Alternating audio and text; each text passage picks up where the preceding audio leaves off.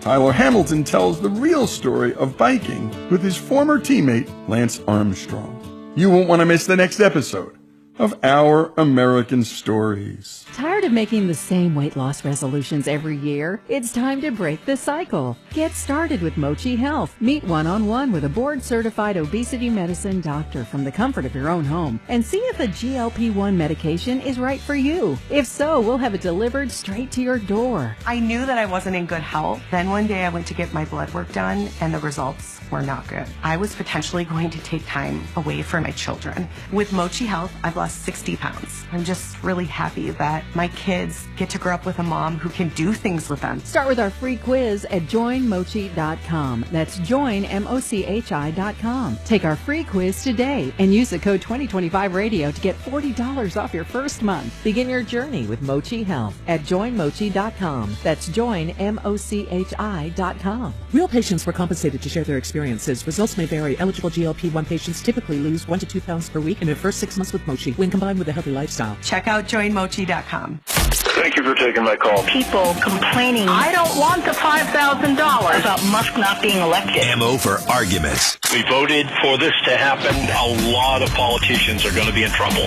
Or weapons of mass discussion. It's just a comment. They banked on Trump never getting back into office. You're made to look like a racist. There's something wrong with you. Our country is broke, de broke. The discourse is yours to join. The Fox isn't watching the hen house anymore. On Denver's talk station, 630 KHOW.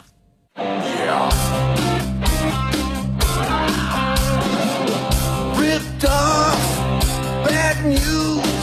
You need advice so you don't have to lose. We'll come running just as fast as we can. Troubleshooter's gonna help the common man. This is the Troubleshooter Show. Now, Tom Martino. Hello, Tom Martino here. Welcome to the show. 303-713-TALK, 303-713-8255. I hope you're all having a wonderful day. And I can see all of you there in the studio. If you're streaming, I have the studio up, and we have Mark and Susan. We have Deputy Doc and Bo. I thought I wasn't sure they were going to be there today, but okay, I got Deputy D here, so we're ready to go. We got the full complement. Well, not full complement, but we have everyone standing by ready to take cases. Before we go anywhere, let me ask basically, does anyone have any follow-ups to talk about? Any follow-ups at all? D? Yeah, Tom, you may recall that for the past 2 days, we've been working on this matter with Chelsea and Nichols Automotive. Yeah. And, you had a lot to say about the warranty company on Friday, but it feels like we ran out of time during the show time to really wrap this up. Plus, I was steamrolling you guys. Oh, yeah. Okay, It was go a ahead. ton of fun. And so it would be great to kind of bring this to a conclusion. What is your position on, hey, who should pay what? I think that the warranty, that if she mentioned the warranty and he said, I'll take care of it or something. I mean, I don't think he did this. I think she was in a hurry to get her car. Mm-hmm. And I think he wanted to get it fixed. Mm-hmm. I think, did he call the warranty company? I don't think he out and out lied. I think he called them. I don't know what was said. Here's the point. I don't know what was said, and they won't let us hear the conversation. But the point I'm trying to make is, I don't think you should eat $6,000 because he did the repair without their authorization number or whatever the hell that they need. And he doesn't know the workings of that particular warranty company. Warranty companies have a certain procedure, but should he be held responsible for making sure he had that done properly? And should he, if he didn't, like if you took your car in somewhere, if you specified on the work order, I want, my warranty, I need to get my warranty to cover this, I can't afford it or whatever, or anything about a warranty. It was never mentioned on the work order. Not only that, she signed the work order authorizing the work. He called the company and admitted he called the company. Yeah, he did. But when he said he called the company, he said they told him to just document everything as he goes. But here's the point, and I think Kevin made a really good point, Mark. He doesn't think they would have covered it anyway, because he's done enough work with warranty companies in general. Well, think about this. The car had 100 and something thousand. This is a used car warranty that's only 4,000 miles. It's literally made for things just like this. It's not your typical 3-year, 36,000 mile. This is something they can offer with a used car sale that only lasts 4,000 miles. But what Kevin said was they usually will not fix anything pre-existing. And he said it happened in 160 miles. And most likely that would be something that was wrong before she bought it. And she can't even go back and bitch at the dealership at this point because this guy blew it dealing with the warranty company. Well, there was nothing to bitch at the warranty company about anyway. Or the dealer, because she bought the car as is. It wouldn't matter what it was. Yeah, but they might have done something. For example, they sold her a warranty.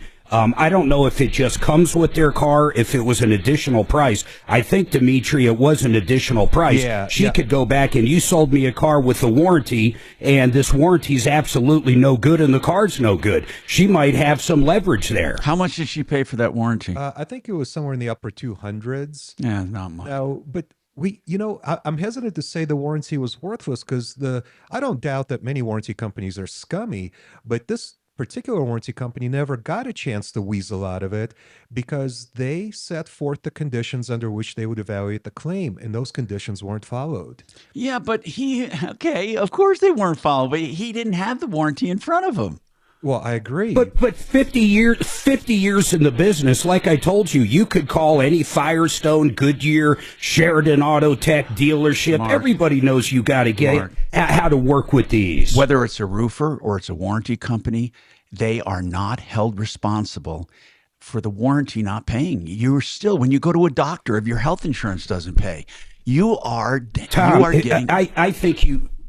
I honestly think you miss it. When I gave this analogy, you hated it. But if I have hail damage and I go hire Excel Roofing and they do my roof, and then I call up my insurance company when there's nothing for them to inspect or do anymore and say, write me a check, whether I actually needed the roof or not at that point doesn't matter. My insurance company is not going to do anything. And Mark, you can't see that it's a different analogy here, that she went and she signed the work order. So she gave him all the warranty information. He agreed right on the air. We have the recording. How do you know? Because he said right on the air. He didn't have the warranty in front of him. He didn't have the warranty in front of him. Well, I agree. He did not. He didn't have the warranty. He didn't have the terms and conditions in front of him. He's not supposed to. Listen, what I'm saying is, if you hire Excel Roof and come out and do your roof, and they don't follow the terms of the insurance policy, and they don't have that insurance policy in front of them, they put a roof on your house, you think they should eat a roof? I don't think so at all. I don't think that. I bet I do. If Excel came out and said, I'm going to work, and you sign a contract saying it's going to be the proceeds of the insurance company, they never just sign like a contract they always like that. do. They never sign a contract like that. And the proceeds of the insurance. But you're right. If somebody did sign saying you're so stuck on this guy, like he's like an angel, saying I would take the proceeds of the insurance. If someone signed that, then you're absolutely right. And if they didn't get the proceeds, then it's screw them. But this guy never signed anything saying I will take the proceeds of your warranty company. Show me where he signed that. No, but he didn't sign it. What he did do is tell her it got approved by the damn warranty company. He never told her that. Didn't. He never told her that. Okay, play it, Dragon. Nope, he went. So basically, what you're saying is the warranty company approved it. You guys did the work, but then at the end, they decided they weren't going to pay it because you guys couldn't provide stuff that frankly you couldn't even provide if you had to.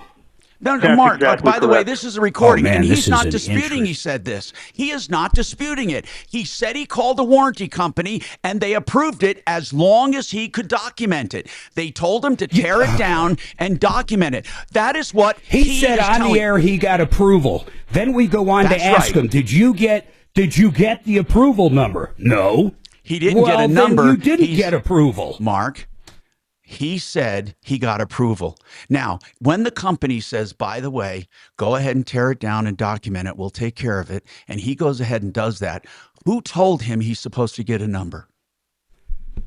Well, nobody, because they didn't say that. Well, I guarantee the warranty company didn't Mark, say, why hey, don't you just get a go copy ahead of and that do whatever recording? you want. Since you like the warranty company so much and you believe them over a 50-year mechanic or a business that's You been know in what? years, I go just ahead. can't believe it. If you brought in your BMW and you spent like $7,000 on an aftermarket or extended warranty and they didn't get a damn approval number, you would be off your rocker. First of all, you keep talking about an approval number.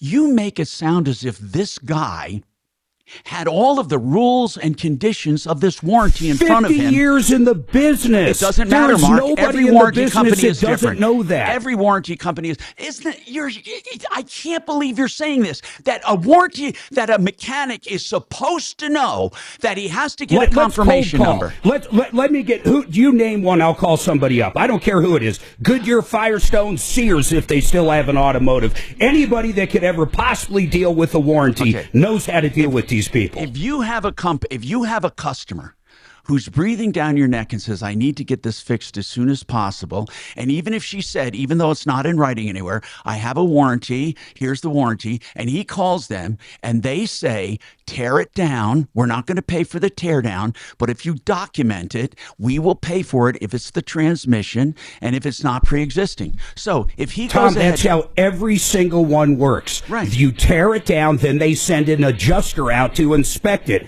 He completely bypassed it, and I personally think he's lying about he should about what he's $6,000 saying. worth of work, and she should get a free transmission because she got him. You know what? We're never going to agree on this, so let's just move on. That's true. true. There's really no I reason have to a keep solution discussing to it. this. I think that he should be paid something. I don't think the man should be punished for trying to get his customer of 10 or 20 years down the road, and I don't think he intentionally did this to try to cheat her out of $6,000. It's that easy. I don't think so. And if I had to put my money somewhere, it would not be on a warranty company, because in my experience, warranty companies lie more than anyone.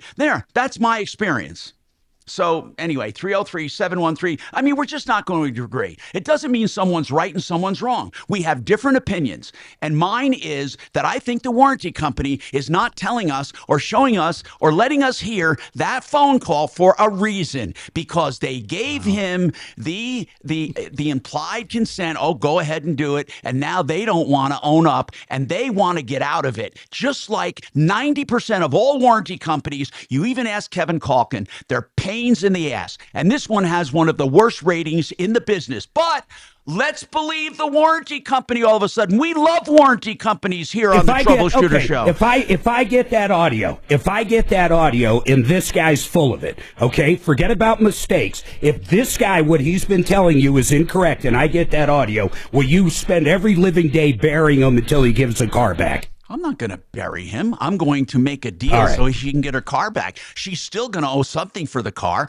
You somehow feel like she wasn't going to pay a dime for anything. And you're assuming that the warranty company would have paid 100% for the repair. I'm still not there, Mark. You're saying, oh, yeah, they would have automatically paid. Because, Mark, how many experiences do we have with warranty companies automatically paying 100% of the repairs? You tell me, Mark. You tell me, because you've sat in this chair long enough. Tell me how many warranty companies voluntarily on a used car warranty will replace a transmission 100% after they own the car for 160 miles. How many do you think we've had in our experience that voluntarily pays for everything? Listen, Tom, you're right. The one thing we're never going to agree on it, I think this guy screwed her, not on purpose by any means. So I think he totally dropped the ball, and now she's hung with she bought a warranty that and you're assuming, can't use. But you're also assuming, Mark, I agree with you on the this. Assumption means nothing, though. You're they never got to look at it. They would have paid 100% of it. You're assuming it. Well, I think they would have paid. I think they would have paid up to whatever the policy was. What do we even know what that policy was? I read the entire policy. I think he's actually got it. It doesn't say anything about it. It has a modest deductible, but it has a very significant cap on hourly rate. I believe they only allow $75 an hour with $100 deductible. That's what I saw. I mean, I do have a proposed resolution to this. And what if you bring it to a place that you know and trust, and they don't want to work for that? What happens then? You have to pay the rest, right? They just say, we'll You cover pay the labor difference. for That's like 5%. what Jeff and Kevin do. We got more coming up on the Troubleshooter Show. Mark, please try to get that recording. Honest to goodness, tell them it'll only help them. 303-713-8255. Paul the Waterman, I talked to him today. My God, if you haven't looked up, he's got some YouTube videos and everything, Paul the Waterman, if you search it, you will find the best water systems at the best prices ever. And it's time to think about your health, folks, not just the food you eat, but the water you drink. In fact, we come in more contact with water than food.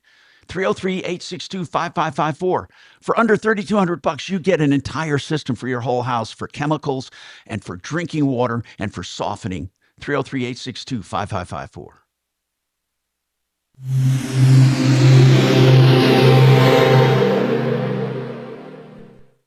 Financial health is more than just really the investments. You have to look at tax consequences. You have to think about legacy planning or generational planning or your healthcare options. Those all go together with your financial health. Join Matt Goolsby for Retire Hour to hear his team in finance, healthcare, estate, and taxes discuss changes in law, strategic planning, and answer listener questions. Submit your questions to be answered live on air at retirehour.com. Retire Hour, Sundays at 8 a.m. right here on KHOW. Hey, 888heating.com. Now, you hear us talking about the deep clean they do for $45 to make sure your system is in good shape. Now, we are in this weird season where it's going to get warm, hot, cold, cold, hot, warm, hot, cold. Anyway, it's called a shoulder season. It's going to go on for about a month or so. And no matter what it is, the AC or the furnace, if you need a replacement, you'll never find a better price for high efficiency than 888heating.com. Or you may just need it cleaned, 888heating.com, 303-770-2776. Hey, let's speak about saving money. Red Rocks Roof and Solar. So many people are doing this Red Rocks thing with the solar and then putting one of those high efficiency systems in from 888 Heating, because then you get to add up everything and get the tax credits. Red Rocks can handle everything for you. So if you're looking for solar, it's still very viable, especially with this new administration. They believe wholeheartedly in it. And what you can do is get tax credits and start saving money from here on out. And that's redrocksrs.com, 303-704-2449. I got it. It is supposed to be today and Today and tomorrow. Mm-hmm. Same as last month. So we'll get with Chris and we'll just have to do make goods or do it later on in the maybe what we'll do is afternoon after we're done. Outside of the network. Yeah, tell Joe we'll do today's after there. But tell Chris I simply want a credit, not a make good on these two. I want a credit. So Mark, would you want Tom to bury him if this guy made an honest mistake? The guy, what would an honest mistake be? I don't know. I don't want him to bury him. I want the guy to say, hey, it's my fault. I'm going to fucking pay for my fault, my mistake. I don't think the guy's a bad guy. Let's also not forget that she already gave him $1,000. Yeah, I know. That was for the tear down, and that's common in all transmission repairs to pay for tear down. Yeah, but we're not. It doesn't matter. I still want my credit. Yes. It's not going to be a make good, though. Yeah, unless she can get Tuesdays on tomorrow. I mean, you guys... Go ahead. Well, I'm not worried about tomorrow yet. I'm talking about today. Today, I want a credit for it. Or simple as that. Tell her I don't want to make good. It's a 2-minute call-in. Gets a work order from her fully signed that he's responsible to adhere to every term and condition of that warranty.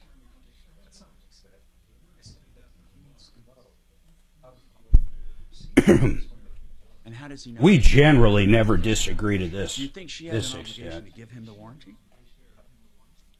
Do you think she did that? Let's ask her. Oh, DH in Denver likes the idea. Oh, I like the idea of talking to businesses off the air, even though it's a radio show. So that's what we'll do. We'll have a one-sided conversation. That's what we'll do, DH. What a genius. Why don't you go out and develop a show? I like a reality show where it's really not reality. I like live sports games, but I don't want to see them live in case someone accidentally says the F word. He's just hopefully just irritated that he thought he was on today. I like the idea of having a radio show where everything's done off air. Yeah, that's the ticket. What did she say? Did she say that she God. No. How do you even fix that?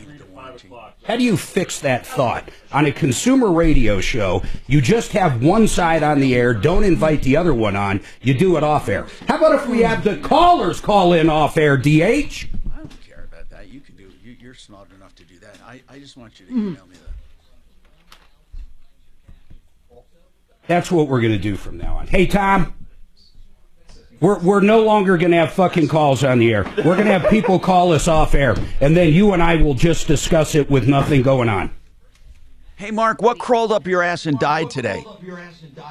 I'm just saying, that's what we're going to start doing. We're going to have, we've got someone on YouTube that thinks we shouldn't have businesses on air. They should actually be off air only. And I said, well, fuck it. Let's take it to the other step. We might as well have callers off air, too. I think he said when they refuse to come on the air.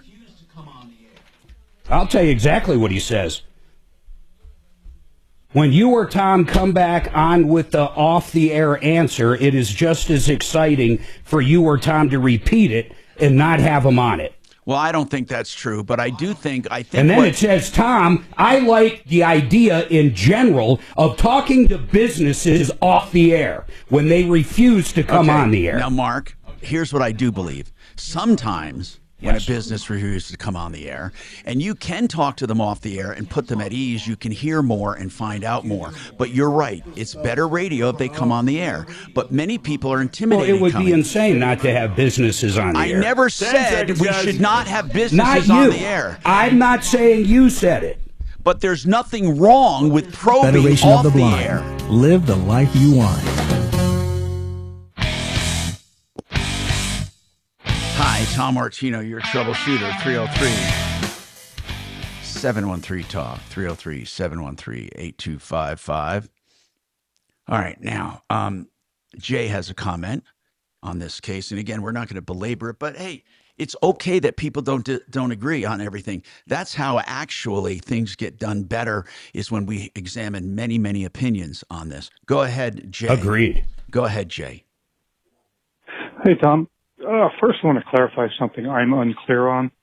When the mechanic called the warranty company, did he get permission from them to tear it down and inspect it? We don't know. Or did he get permission to repair it? We don't know. That would be huge. We don't know. So she takes them both to small claims court, or at least one of them. She can compel evidence, and then the truth kind of has to come out, or she kind of wins. Yeah, I don't know, man. I don't know what was said on that phone call. He says he called and told him he has this client's car, blah, blah, blah. And they said, document everything, tear it down, and we'll take care of it. Now, what? I don't know if they said that. I don't know what they said. With no approval number, nothing. So, therefore, if she sues the warranty company on the mechanic's word, he has to help her make the case, if that's what he's claiming. He makes that case, they come back and say, never happened, here's how we can document it, that he's a liar. Jay, she doesn't have the option of suing them. I read the entire contract with a warranty company, and she agreed to arbitration. For the warranty company? With a warranty company. So if she sues them, they'll just get it dismissed instantly. And arbitration is going to be prohibitively expensive. What is going on? Is she going to get her car? Have you talked to her today? No, not yet. I just emailed both Nichols. You just thought it'd be a good idea to bring it up to piss me off. No, I just thought it'd be a good idea for us to. It would be a good idea for at least two of the three of us to agree on how to proceed. Anyway, while you and Mark were arguing, I came up with a settlement offer, and I just emailed it to both of them. I want to know. What is it? I want to know what your offer was. What is it? Well, my view. Did you email? By the way, did you email me the? I emailed both you and Mark. Good. Not only the policy, but the denial letter. I want to from the warranty company. Good. Mark, to answer your question, from the perspective of the fact that they both, the consumer and Nichols, both mismanaged this process. As you already know, Nichols should have been better prepared to manage the warranty claim.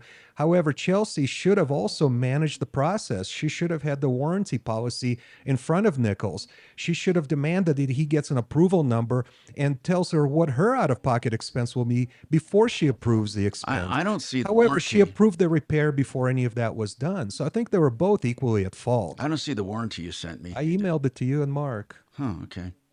And so my proposed resolution was, would Nichols be willing to settle for their actual out-of-pocket costs, their labor costs, and their parts costs? Without profit? Without profit, because they are, Yeah, but I imagine a small shop, that's going to be the whole price anyway. Well, no, there's cost and there's profit, right, on top of costs. And that's what the consumer gets charged. But my point was they both messed up. They both mismanaged this process.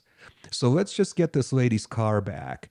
And so I asked for that amount. I emailed them both simultaneously, and I said, Chelsea, if they respond positively, see what the amount is, and let us all know if this is acceptable to you. I just, and maybe payment plans. Yeah. Let's see what the amount is. She may be able to cover it right off the bat. If not, then it sounds like. And if they sold it with a transmission problem, even though it was as is, maybe something should be. I don't know. Maybe something should be done. Is this 2 pages? Is the entire warranty? 2 pages. No, you've got 2 files in there. I got this thing. This car's protection plus rejection letter. Yep. And then I have the other one, which is. Okay, the whole warranty, Flex Protect, that's it? Yeah. Okay. Yeah, it's more than 2 pages.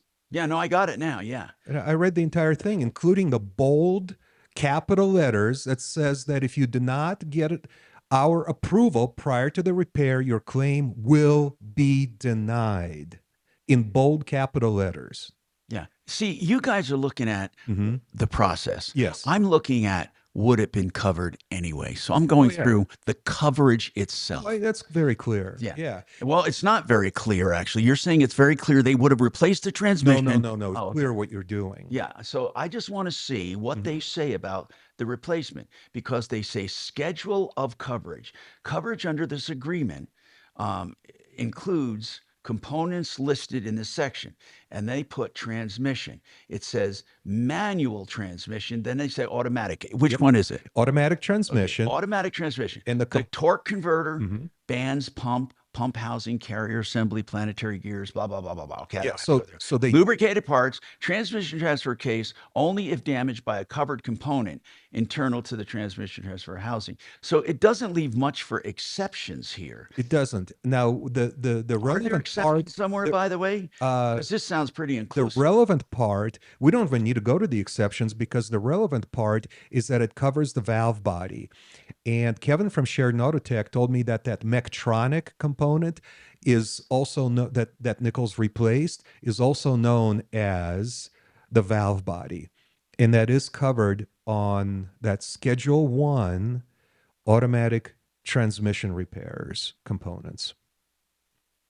Now, so it's talking all about, and you seem to highlight this, Dimitri, but see, he didn't have this in front of him. He didn't need it. It would have been wonderful if he had it. It spells out every single step. Your repair facility should do. Your repair facility should do this. Yeah. Your repairs facility should do that. Yes. Okay, well, okay. Sir, you didn't do step number 4A.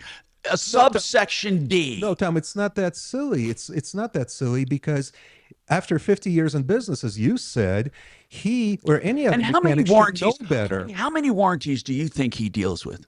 They're all the same, man. They're all the same as far as getting approval. They all have that requirement. Getting approval, yes. I mean, could Shared Autotech tell us about a warranty company they deal with that does not A, require an approval, and B, doesn't have field I never adjusters? said a warranty company would not require approval. There's none. I never said that ever. What I said was she never, first of all, referenced a warranty once, not once in writing. Number two, if she referenced it verbally, can we say that is it reasonable for her to say, I have a warranty, and then expect him with one phone call to discern each and every term and condition that warranty entails? Come on, bro.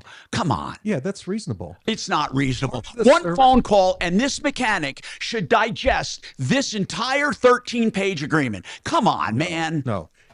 The one phone call. Let's be honest should know about what this. The procedure is based on his experience. Now, I think what he did do that was stupid is did the repair. Because if he would have called them and said, listen, or he should have called her and said, I need to see this warranty because I don't want to be stuck with the bill. That's what he should have done. Agreed. Absolutely should have done that. And I just don't know why Dimitri? he didn't. I think he didn't do it because he got the impression she wanted it repaired no matter what. That's the feeling I got when I talked to him. Not that he wanted to make a quick $6,000 from a 15-year customer and just put the screws to her. He said she was desperate to get her car fixed. So I have a feeling I do think he rushed it. I really do. And I said this before. I think he screwed up the process. I don't think he was familiar with the process. I don't think it's reasonable for us to assume that every mechanic that we whisper a warranty to should know all 13 pages. I don't think that's reasonable either. No, but it's reasonable for him to call and get the buddy. requirements to get the coverage.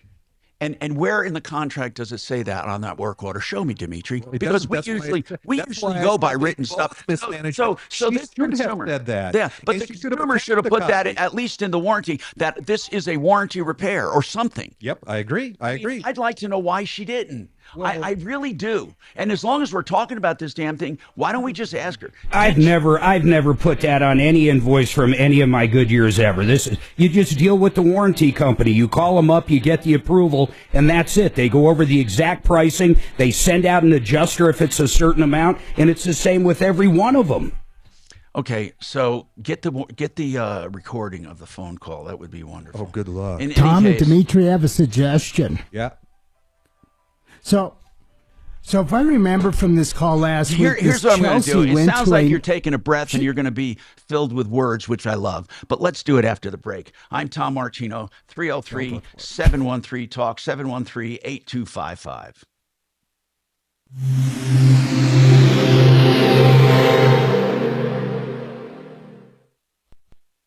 This is Denver's Talk Station with Tom Martino. Now, Dan Kaplis today at 4, 630 KHOW, Denver. Now, Impact Traffic. This report is sponsored by Red Pilled America. Well, we're looking pretty good now out on the east side of I-70, recovering from a big crash we had near Central Park. All lanes are open, and we're seeing just some slowing between Peoria and Havana. Just a little sluggish there. 270's been running a little heavy, too, coming off I-70 west up through Vasquez.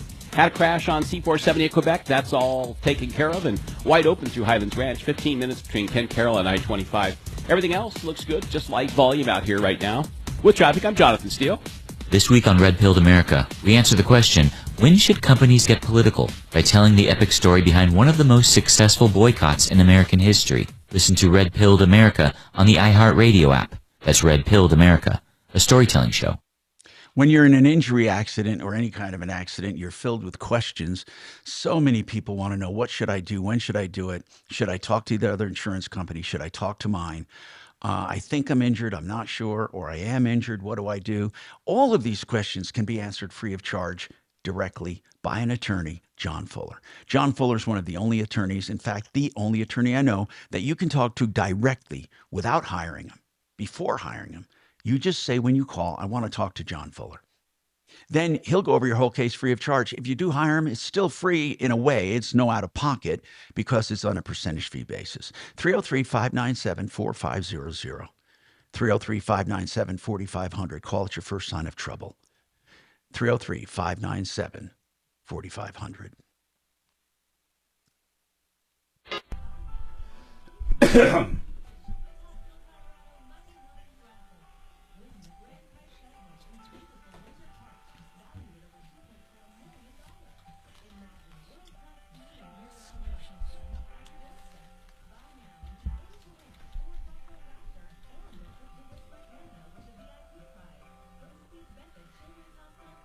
How's the pickleball going, Suze? Well, we didn't get to play the week before last because Mark and I were out of town. Oh. And then we didn't get to play last week because I had a colonoscopy. So hopefully we get to play this week because we won't get to play next week. You're going out of town next week? No, we both have. I have to get another colonoscopy, and Mark has a colonoscopy. Hey, Suze, why do you have to get another one so soon? Because my prep didn't clear everything out. You're full of shit, in other words. Be honest. Let's just call it what the doctor called it. There was some debris. Oh, that's a nice word. Extra French fries. So, anyway, so now I have to do 2 days of prep. That stuff it's awful. I know. I've done it. I think they'd flavor it, make it coconut. The lemon did make it better. I will say that. But it's just like, the only plus is I might lose a couple pounds. The Tom Martino Show. Oh, that'll be good. You don't eat for 3 days. Hell yeah. Is it that long? No, not 3 days. Come on. I have to do 2 days. I got to do a solid 2 too, because I'm on the trizepatide. Terzepatide. Or trizepatide. Literally, it says if you're on trizepatide, you have to do this. Yeah. If you're on trizepatide, you have to do a colonoscopy. No, you've got to. Mark's a little higher. Fast for 2 days instead of 24 hours. You got to fast 2 days. Yeah, because it slows down your digestion. Oh. As Tom would say, I'm full of shit. I just it was a long day last week, and I'm gonna have to do it again. Plus, I have to come to the station. That makes for I had 2 in one. I had one on a Monday and my second colonoscopy on a Tuesday. Yeah. Hold on, I got the warranty company. 57739. And you start the beginning of Kangarat, it's Kaiser. They're not going to give me pills. Yeah, I'm hoping you can help us. I am trying to figure out. I understand why the warranty got declined on a certain contract. It's because the shop basically said you guys gave them approval, but, didn't give them an approval number or anything else. And so the shop is telling me that you guys gave them an approval number, or not an approval number, but told them to fix it, and I'm sure that's not the way it went down. I don't know who I could possibly talk to get the recording so I can go after this shop, because I simply don't believe that you guys would say, hey, just go ahead and fix a $6,000 transmission. I've never heard of anything like it. Okay, do you have your contract number that I can look into this? Yep. ACE 605474. And you guys told Chelsea the same exact thing. I mean, you basically told my wife. So I'm just going to take those out just in case. I can't believe we're still on this case. Sorry, YouTubies. I'm just taking. There might be some personal information coming up. Oh, who cares? What? She says, I can't believe we're still on this case. By the way, I don't give a shit. I'm just kidding, Oh, I think it's a fascinating discussion that the three of us have been having for 3 days now. Blow it out your ass. Dimitri, I'm trying to get hungry, bro. I can't. Well, don't force it. You'll get there. I know, but... Okay, you're right. You can't psych yourself into getting hungry. It'll just come naturally, because it does. You eat every day, so you... Oh, really? Okay. Well, whatever you're doing... But you know what you got me into, you son of... Yeah, I can't go number 2 anymore. You know what you got me? Buffalo wings? 10 seconds. And I'm never going to find yours. Continues. I listen to you every day. On Denver's talk station, 630 KHOW. Hi, Tom Martino here, 303-713-TALK, 713-8255. Okay, Frank Miranda, real estate man, free valuations of your home. It's really important now because prices are all over the place, and he'll give you an evaluation of what your house will sell for no charge, no obligation, never an obligation. He'll go through every single detail. 303-920-1622. It's a free complimentary charge. Really no gimmick. Frank Duran, therealestateman.com. Earlene.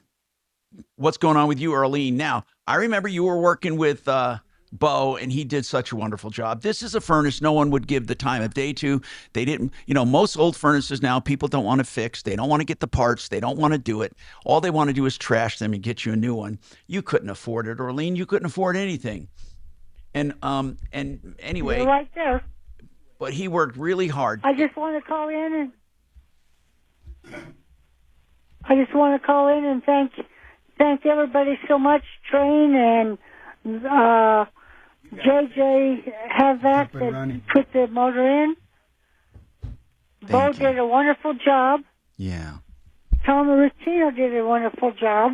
Especially him, I'll tell you, it was so nice to have. Yeah, I was so cold, and so when I got my furnace, I couldn't believe how much warmer I became. Oh, that is so. That's it was so nice to have a new furnace. You know what? Yes. And Deputy really Bo, he did a great job. Yeah.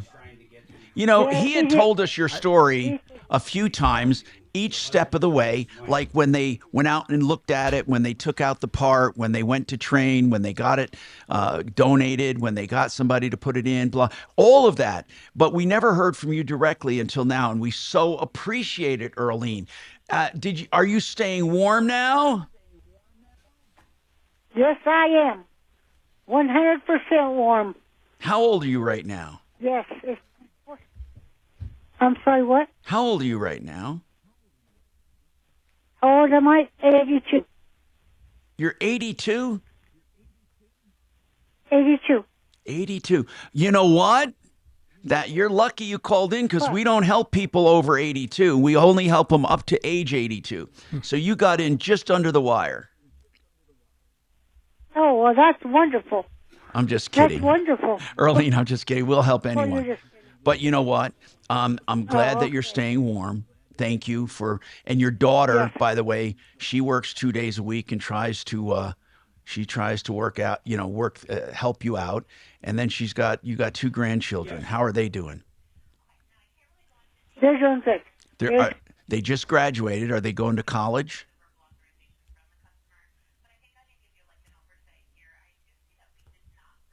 I imagine they are. Fell off.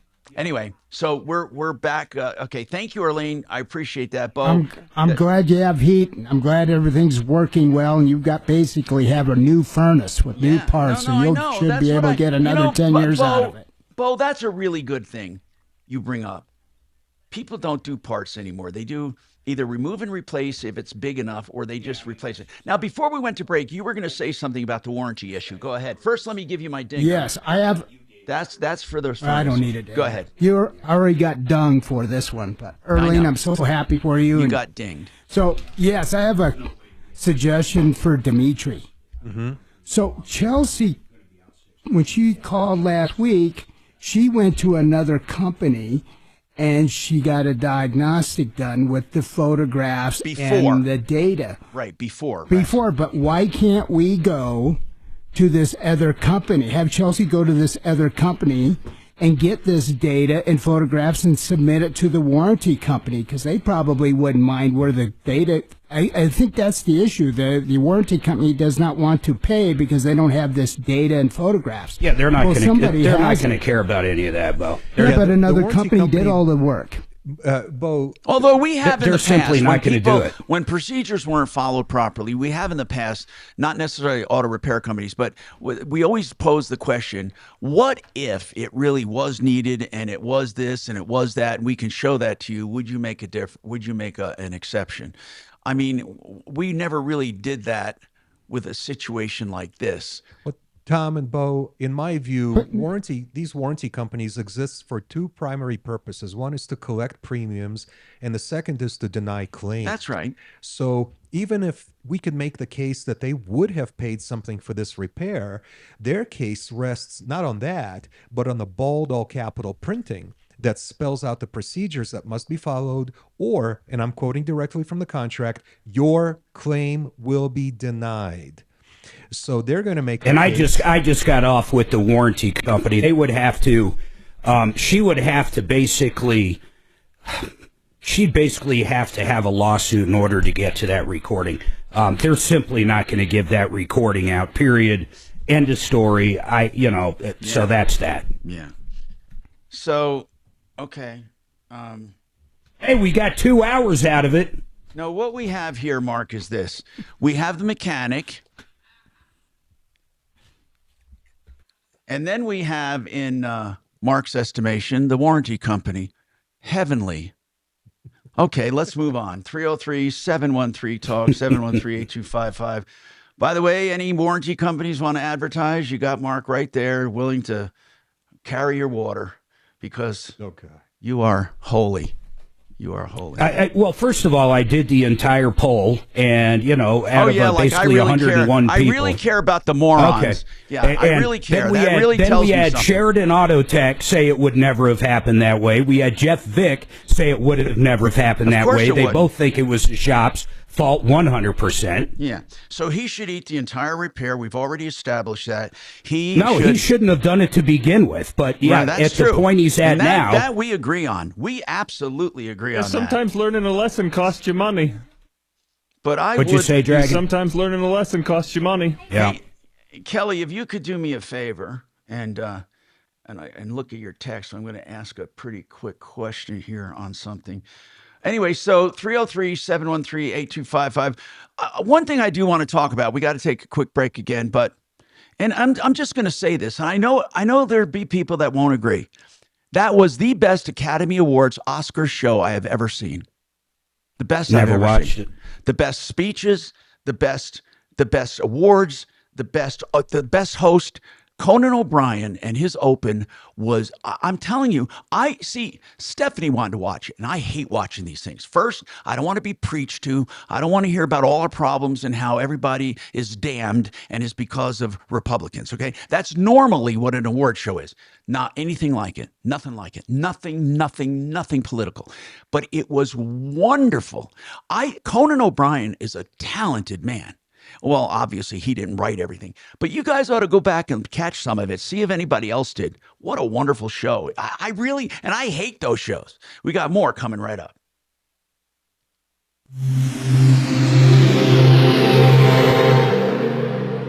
I thought it was great, man. Now, Impact Traffic. This report is sponsored by Red Pilled America. Well, we're looking pretty good now out on the east side of I-70, recovering from a big crash we had near Central Park. All lanes are open, and we're seeing just some slowing between Peoria and Havana. Just a lit's sluggish there. 270's been running a little heavy, too, coming off I-70. West up through Vasquez. Had a crash on C-470 at Quebec. That's all taken care of, and wide open through Highlands Ranch. 15 minutes between Kent Carroll and I-25. Everything else looks good, just light volume out here right now. With traffic, I'm Jonathan Steele.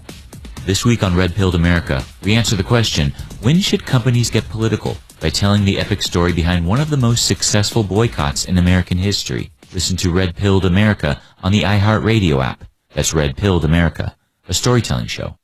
You know, I personally know people who've gone to Joe Chiano, a financial planner, and done an overfunding of a life insurance policy when they didn't have enough to invest in much anything else.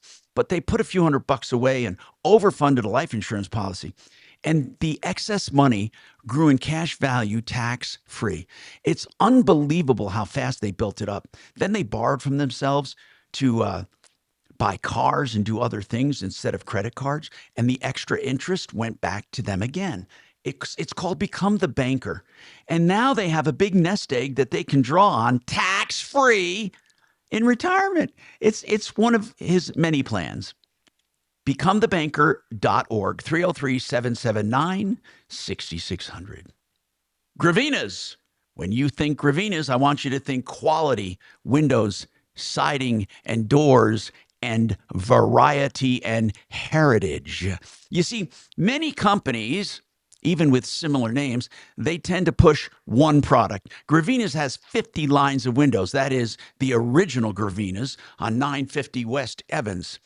Now, Larry Gravina, he's an offshoot of his dad, and now Nick is working with him, and they have a great company, 50 lines of windows, multiple lines of siding and doors, and they'll steer you in the right direction. 303 Gravina, people you can trust. Heritage, other companies only wish they had. 303 Gravina or gravinas.com. Beat the spree. Tom. Yes, sir. Explain this to me. I mean, this is like fucking insane. What? So, the movie, it says, first of all, I've never heard of it, okay? And Which I don't movie? know how many people have. Best Picture. The one that I've swept never heard Best of it Picture either, and in it four swept, other words. It swept the entire Honora. award show. I've never heard of it, literally never heard of it. But here's the more baffling part. It grossed $15 million here in the U.S. That's like zero. Mark, I've never even heard Mark, of a you wanna movie hear only something making else? $15. Listen to something else. They made it without a studio for $6 million. Yeah, and it only, that's why it only made $15 million. you're Why double the does money. it Woo. win when Top Gun gets $7 billion?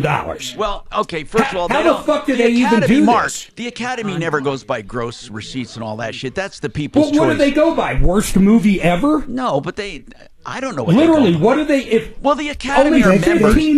15 million tickets. Mark, they go by the degree of wokeness. The more woke it is, You know what? the more votes it gets. First of all, Doc, you don't know what the fuck you're saying because this had nothing to do with wokeness, the movie, okay? Nothing at all. In fact, none of the nominated movies had anything to do with wokeness. Although I do agree with you, by the way. Except for If the there one about was the a woke, trans woman. if there was a woke movie in there, it would have won.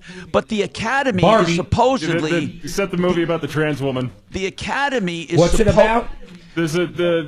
There's a movie about a trans woman that came. I can't recall it. But they didn't win. No. Huh? The trans woman didn't win. Correct. But Got the Academy, by the way, is supposedly judging on Wasn't it a hotsy-totsy, trans actor? artsy-fartsy stuff.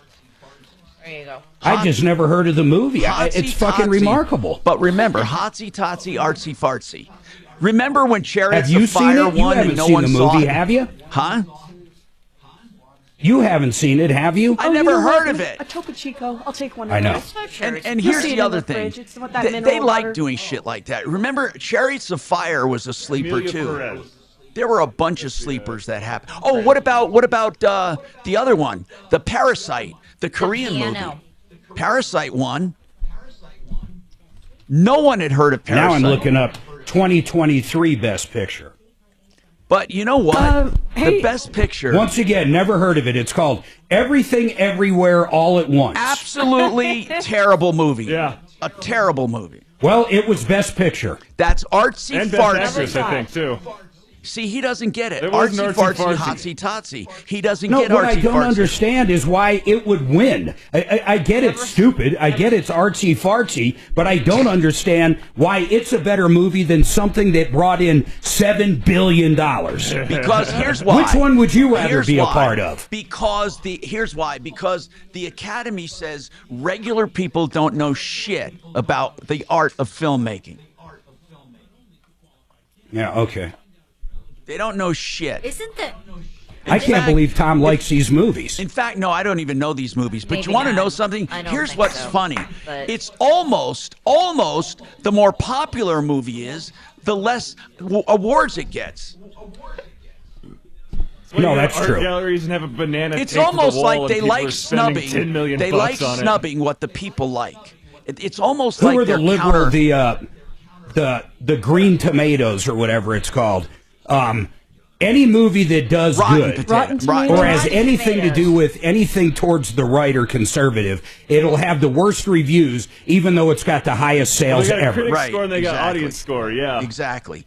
But they Yeah, the snub- audience hey, could be man, 95, Yeah. and Green Tomatoes is like 3. You know, Yeah. the Bob Dylan movie got snubbed, basically. I mean, really, it did.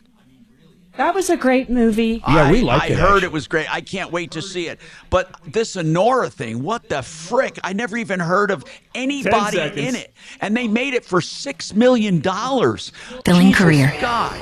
You have a calling, we have an answer. Find your way at todaysmilitary.com. So we're talking about the Academy Awards a little, but we don't have a lot of time to do that. But you know, the winning movie, $6 million it took to make, and they didn't use a studio. Now, one of the reasons I And think... in the U.S., it only grossed $15 million. That's peanuts. Oh, it's less than peanuts. In fact, I think one of the reasons is because they didn't have a marketing budget. But my God, it's amazing to me that, I mean, I not only didn't I ever hear the movie, I never heard of the director, the screenwriter, the actors, anyone. Anyway, we have a lot more to talk about on the Troubleshooter Show. 303-713-TALK, 713-8255. We'll continue with any all problems, questions, and complaints you have. And, of course, we'll never forget the all-important surveys done on the YouTube poll, because we know the morons know absolutely everything. So stay tuned for that. We are the Consumer Show coming up next. Thanks so much. Hey, So Reagan, listen to this, the film Reagan. Yeah. It could not even get Oscar consideration because it did not meet the Academy Awards DEI standards. No what? bullshit. Are you shitting me? They have a DEI before you I can be shit considered? you not. Yep. Oh, my Gotcha. God. And what was the issue, and when did you call in? Hey, Tom, Yes, sir. Ma'am. I'm sorry. when do you start the new endorsement? Because Hiram told me it started today. I don't have it here, but and I didn't get my contract. I charged them, but he said he didn't have a contract yet. I don't know if that's because of you that's or not. him I or trust whatever. him. It's So you're because the he's contractor? guaranteeing it like he always does. I'll get that done today. Okay. I've just been so under the weather. I'm going to do, Well, but I know I know just enough wanted to about him. remind you in case you forgot. I know enough about him, I believe. Let me What is just that? make Is that your sure phone? I have his copy points in case it comes up. Shit. It's Ken. Ken, you got to turn that Your down. phone's on. Okay. Hold hey, on. Ken. Let me check Ken, it Your out. phone's on. you got to turn your phone Come off on. or down Jesus or whatever. Christ. Okay, hang on for Put me. him in the nursing Bo, home. and everybody else will be right with you, okay? Sorry about that. All That's right, okay. No problem. Hold on. Where the hell am I? Come on now. Where is it? Where am I? I love this. So it's called Rotten Tomatoes, not green. That's Listen what I to said. this. Tubo So with Bo. the people, 98% for the movie Reagan. Rotten Tomatoes, 18%. Honest. Now, so the lower the number, the bit worse it is, right? Yeah, they hate it. Have What's you the seen, one you said from By the way- 2023? No, what's the one that we just had? Nora. Let's see what a Nora is. Hey, by the way, did you ever see Reagan? I haven't seen that yet. No. Nope. Very good. Okay. That. Okay, what about the Blair Witch Project? Blair Witch. Yeah, that was That's made for old. 600,000. It cost 600. $60,000. No, I thought it was 600. Okay, 60,000. That was next to nothing. Wait. How much it grossed? Less. 248 million. It's still selling. What's the name of it, Doc? Blair Witch. The Blair Witch Project. Wow. It looks like someone grabbed it. They Yeah. filmed it to make it look like someone is running around basically in the woods with a camcorder. Right. A group of kids. But 60,000 and they grossed 248 million. I would have loved to have been an investor on that one. Why are you not working? What are you doing? Excuse me. I'm pretty sure Trump just put threw the gauntlet down on Kaczynski or Kalinsky. I think I Or go to jail ski. He's willing to sign this. Hey, where do you think the billions went that went to that country? Do you think any of it Uh, went back? Do you think any of it got back to Hunter? It's definitely a possibility. Oh, of course. Well, I don't know because you see a lot of Well, footage. Hunter doesn't even If own a you- laptop, if so you I don't know look how at that could happen. Stuff, there's a lot of Lamborghinis and Ferraris driving around In Switzerland. and partying in Ukraine. Oh, come in on. Kyiv. Not lying. You can look it up.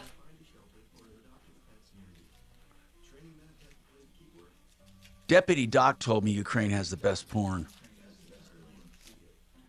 Oscars features indigenous land acknowledgement. What the fuck does that mean? Oh, God almighty. Were they saying we need to hold give on a land second. back? If you're doing a movie about just something that just happens to be all white, you would never be included in the DEI. You can't be considered. Even if the movie subject itself is about all white stuff. Unless the white people are bad. You know what? Unless if the white people are. You freaked out on Friday, Tom, when I mentioned white people. You know what? I am so Tom hates white ashamed. people? I am so ashamed of being white. And Italian. You've got the double whammo. Hey, put that down. I want some pizza. Put that down, bro. Hey, okay. make me some lasagna. Who's keeping track of my lawsuit complaint right now? Who's keeping track of it? God damn it. Yes.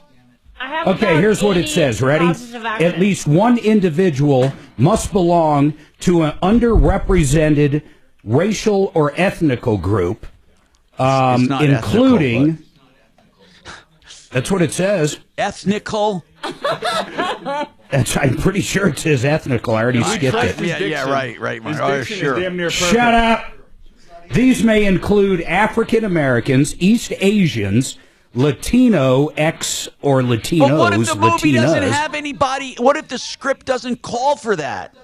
I don't know. Middle Eastern or Pacific Islanders, South Asian. I wonder why they just don't say Asian. Southeast Asian, including Burmese, Cambodian, and Filipino. What the hell's wrong So there with you West go. Asia? Oh, and wait a second. Here's another one. At least 30% of all actors, at least 30% have to be women or from one of the ethnic groups, LGBTQ plus, or people with cognitive or physical disabilities. So if Tom was in the movie, it Hold could on. be Are you considered. telling me then we have to have a dwarf in the movie too? It doesn't say dwarfs anywhere. Dwarfs. Okay, because Trump said they should not be air traffic controllers. No, he didn't say that. Well, no, he said, but whatever he said, they're hiring all kinds of people with deficiencies, including dwarfism. Something like Here, that. I'm gonna He send this to you. mentioned it This is specifically right from- dwarfism. You look up his press conference after No, that. no. crash. He was talking about what the Biden administration were looking for to hire, and one of them was literally dwarfs. Come on, man. And he thought it was ridiculous. Instead of being based on merit or brains, it's based on being a dwarf to run a airline or to run the tower. I can't go number 2 anymore. Hey, let's get him back on. Yeah, and then let's get who was the caller on the car? Hey, Mark, does that apply to documentaries as well? So if you have a documentary that's a true life documentary. Yeah, about but Abraham Lincoln. Yeah, let's say Abraham Lincoln or somebody. Yeah. That's all white folks. Does that mean it's not even in consideration? That's right. Hey, Tom, I just sent it to you, literally from Oscars, their website. All right. The inclusion policy and 10 standards. seconds, guys. It's crazy. Because everyone's voice counts. We are still going to make that attempt. We're going to get out there and be heard. On Denver's talk station, 630 KHOW.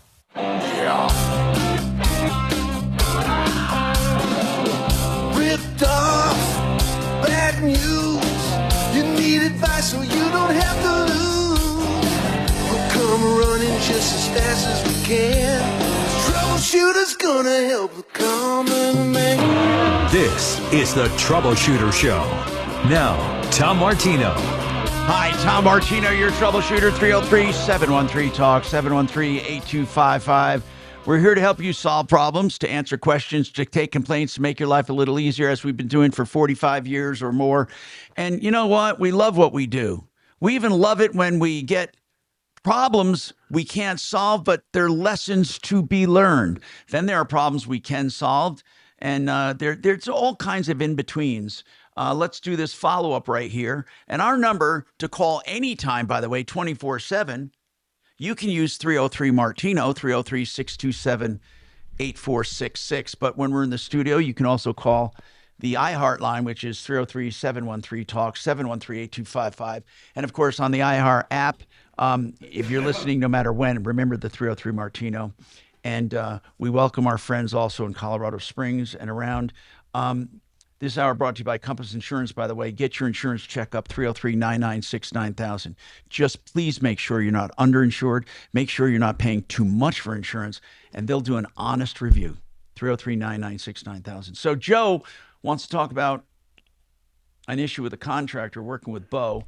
So, Joe, when did you call in, sir? I'm trying to find your call. You know, I'm trying to find it. I'm looking at my history. You called in on November 18th at 11 a.m. hour. Oh my goodness, November. Glad you know when. November. Wow. That's we've ancient been- history, Joe. What happened? November 5th. Thank you, by the way, Bo, for keeping such good records. What's going on, Joe?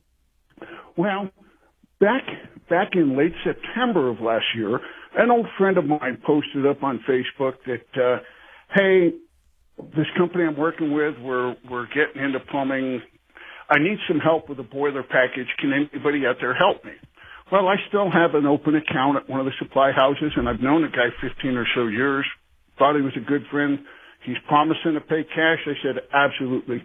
Let me just get it set up for you to be able to do it. So he goes and charges $5,400 worth of materials, and no problem. I think I remember hearing. Did I take this call or did Mark take it? Tom, I think you might have. Okay. You took the call. I'm old. I can't find it for some reason, but it's not a big deal. I can't find it. But keep going. What happened then? Well, anyway, the bill comes in the first of the month, and I'm like, okay, Tim, hey, buddy, I need to get paid. What do I need to do here? Yeah. And he said, well, send me the invoices. I sent him the invoices. And then he said, oh, well, hey, I have to go through the money guy, my partner, so you need to send it to him. So I sent it to him, and they promised to send me checks. And, I mean, I sent them both the invoice and everything else. And as we got closer to the 25th of the month, I wound up having to pay the whole bill out of my pocket because I can't afford to lose my account. Wow. You know? Yeah. So I paid the vendor the whole thing. And this whole time, I don't know exactly where my buddy lives. I know he lived in Parker. You know, he's moved back from Arizona up to here. Anyway, I start doing some research on the company, and I find their office, and he finally tells me, hey, the check's ready to pick up, and it's going to be in this truck. And I'm like, well, send me a picture of your truck, dude. I don't want people thinking I'm breaking into trucks. And when I get there, I finally get a check for $3,000 out of the $5,400, and it says partial payment, and it's on a temporary check. You know, like the first check you get from a bank when you open an account. Got it, so man. there's nothing more than an account number on there. Got it. Well, my bank looked at that and said, no, we're not going to touch it. I said, well, what do I do? They said, take it to his bank. They convert it to a cashier's check. Bring it back here. We're good, good to go. I said, okay. So I went to his bank. They said, Mr. Kuhlen, we can't do this. There's not enough money in the account to cover this check. Anyway, bottom line, where are we going with this, bro? I mean, so you got screwed by a buddy. Bottom line is, I've been ripped off by a buddy and by his company, and I filed a lien against the home, but in order to foreclose the lien, it's going to cost me $10,000-$12,000, which I can't get back. No. That is absolutely not so, sir. And I found your call. So you got a judgment for how much? How much do you have the judgment for? I have no judgment, Tom. What I have is I still have about $2,400 outstanding. Okay. In order for me, since I loaned the material basically through my LLC, I can't represent myself in court. Now I can file the lien, which I did. You absolutely can to represent your LLC. I don't have any idea what you're talking about. Is it a single person LLC? All right. My company is a single person LLC. Then it's a disregarded entity for purposes of legal procedures. You can go to court and it has nothing to do with it. You can go to court and you can sue, okay? You can sue for your money. But here's what I want to know. How'd you get the rest of the money? Was it just because he just accidentally did the right thing? No, I can answer that one, Tom. We just kept, I talked to my bank, and my bank president made a call to his bank, and they gave us some ideas on how he could just keep slamming the check into the bank, and he did get some money. So the guy finally got how much? How much did you finally get? Half of it, right? I got $3,000. Got it. I have $3,000 of $5,400. Okay. So I'd like to speed this up a little bit, Joe, if you don't mind. So the crux of the matter, we've been working on this since November. Joe properly filed a mechanics lien. He got some advice from Brad O'Brien, and he wants to foreclose on the lien, and he wants to file a les pendants. So our question is, can he file the les pendants without a lawyer? And well, you can do anything without a lawyer. It's not a requirement you have a lawyer, but it's very difficult to do. Okay, now the next question is, can Joe recover the cost, because he got quotes of like $10,000 to go to court to foreclose the mechanics lien? He has a $2,500 balance and he put a lien on for the balance. Is that right? Yes. Okay, you're very, very good so far. So you got a lien for $2,500. Is that home meant to be sold, or is it his personal residence, or is it a client? It's a client. It's a multi-million-dollar home in Castle Pines, I believe. And why isn't this owner of the house making noise to get it paid? Why wouldn't this owner care? So you can answer that one, Joe. Well, she's saying, I've already paid for all of this. Now, she can get out of it. You know, you understand that if you go through all this trouble to foreclose on this lien, she can get out of it. She's got an affirmative defense, big time. And tell him, Mark, what he has to, excuse me, what the homeowner has to prove. If she can show she paid, if it's her primary residence in Colorado, and she can show that she paid the contractor or the GC in full, that lien will drop, or you'll lose your court case. Right. It's an affirmative defense, meaning that's her whole defense. So, Joe, if she really did pay, just 1 second, Joe, 1 second. If she really did pay the general or the plumber in full, or the plumbing supplier or anyone, that's all she has to do. And she can get out of this lien, and your lien will be dismissed. Okay. Now, does it matter if her primary residence is owned by a business? No. No, you're nitpicking there. I don't believe so. Okay. No, I'm just asking. But let me ask you this: do you not believe her? But Joe, do you not believe her? Do you think she's trying to screw you too? No, I absolutely believe her, but she is ticked off at me because I come to find out that the guy is not a licensed general contractor. He's not a licensed mechanical contractor. He's not a licensed plumber. Hell, he even lied about his journeyman plumbing's license. So, but what does this have to do with the homeowner? Since I supplied the materials. Pardon? What does this have to do? You shouldn't be crossways with this homeowner. She's a victim too. She's angry at me because I filed a lien against her home when she's already paid for everything. She's like, my problem is with the general contractor, not with her. She can get that. Look, as soon as she goes to an attorney, any attorney worth their weight is going to know how to get out of this lien. The lien is going to be good for nothing, man. Well, or you're going to just end up letting it drop off. You realize you got to take her to court and actually get a judgment. That's part of getting the lien. You have to start. You don't necessarily have to get a judgment, but you have to start foreclosure within how many months, Mark? 4? No. He's got to. He absolutely has to take her to court and win whatever he's liening her house for. That's part of perfecting the lien. Then he can go forward with foreclosure or trying to collect or doing whatever. Okay, I thought it was done in one fell swoop, but it doesn't matter. Whatever it is, you have to do within 4 months. Did you do it? He did it all within time. And, Tom, I think Joe has a right to put a mechanics lien on the property, whether it's her property or a rental, because that's what the mechanics lien is all about, is to protect the contractor. Bo, help me here. Did you hear anyone say he does not have a right to put a lien on there? I think he does, because did you hear anyone say he does not have a right to put a lien on the home? No, I thought you guys were saying that he didn't, and it could be dropped. No, here's what we said. You can put a lien on a ham sandwich if you want. What we were saying is, according to the laws of Colorado, she has an affirmative defense that can get it dismissed tomorrow. Whether you like it or not, that's the way it is. Unless it's literally called if the home is not her primary residence, then that's different. But if it's her primary residence, then she can get it dismissed. What were you saying, Mark? Yeah, pretty much it reads, the property must be an existing single-family dwelling unit that the owner occupies as their primary residence, and the owner must have paid the full contract amount. Okay, good. And I believe beyond a shadow of a doubt that she did.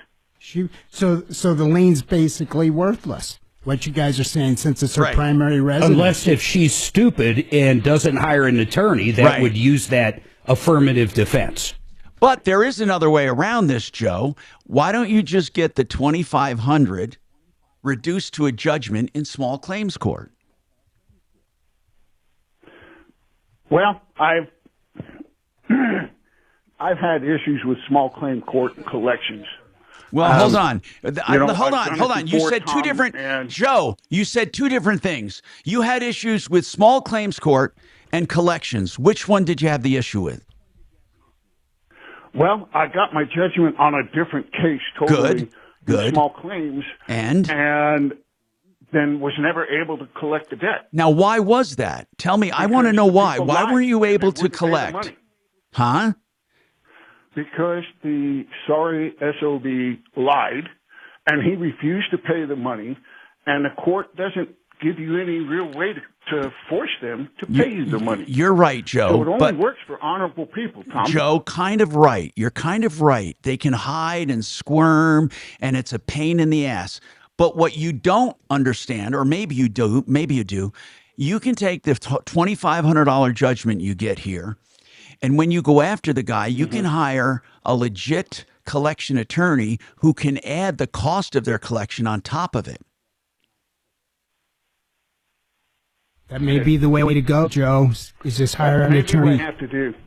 And if you To get do a the real collection. now, I will tell you, Joe, there might be some that will be hesitant to take a small judgment like this, but if they can add to it the cost of collections, and you get a normal default. I don't think he's.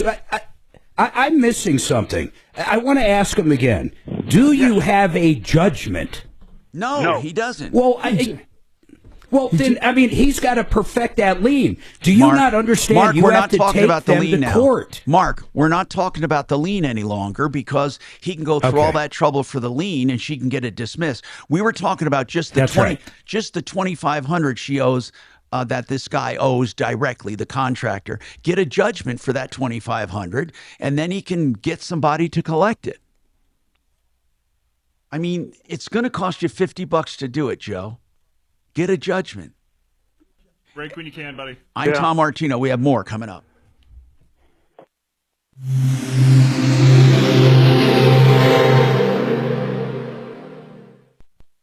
Seeking a career with meaning? Deliver AI to impact our nation's intelligence. Support digital transformation at critical government agencies. Work on the missions that matter at GDIT. Explore careers in technology and intelligence at gdit.com/careers. I hope you never get in trouble. Sure, I really swear to God I mean that. But so many people get DUIs or smoking under the weed or you know, having a scuffle with their neighbor, a bar fight. So many stupid things can happen. And Joe Lazara is a criminal defense attorney that is rock solid. He does free initial consultations. So you call and say, Joe, I got a problem. And then flat rate pricing. So you don't do better than that. Don't ever shop under pressure. We've done the shopping for you. LAZZARA, Lazaralegal.com. Also find him at referrals.com, 303-429-6200, 429-6200. Now, what I want to tell you about is Retirement Planning Center of the Rockies, because their name really encompasses everything they do.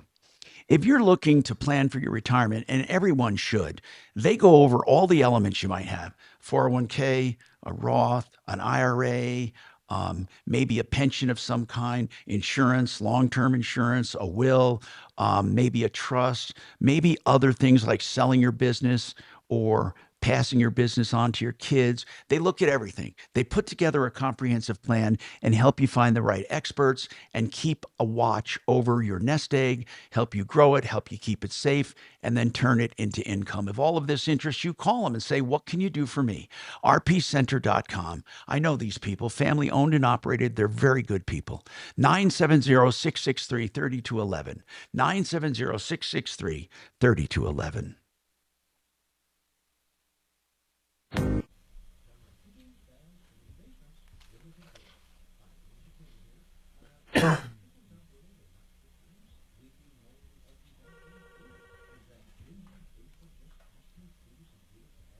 Thanks for calling Troubleshooter Show. Please hold a moment.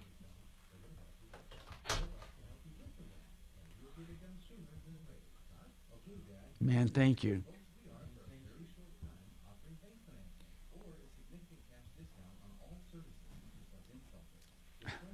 I think I got a little more pissing vinegar these days. Yes. Need you to cut. Seriously? Oh, Shannon. Yeah. Is he here? I just saw my estimate. If you already gave it to him, that's Oh, all right. I don't know why is Dragon in there, or is it? Yeah, why is? I really thought Mark was home today, brother. I thought so too. That's what Sue's told me. Yeah. How much, Mark? Hun. Do you want me to drop off some wings tonight at your place when I walk the dog? It's no trouble at all. And put become the banker. I may as well do that. Whatever. Even if you don't eat them today. Production cost. No, I know you're somewhere in the Chopper, it's you for sure. I'll give you the. Good morning. No doubt about it, it's Tom you. Martino Show. I don't How have can I to, help but I you? want to. I love cooking wings, and they'll keep perfectly. I think we should send those fucking Canadian Mounties over to The Mounties. yeah, to help Hold on out for me in one Ukraine. second. Hello, Tom Martino Show. Send who over? The Jeez, Canadian? Chopper, why would the studio keep getting dark? What's wrong for you? He ain't listening. You exhausted, Suze? I ran 5 miles this morning. God, good Yes. for you. So I'm a little worn out. Have you been to the referral list?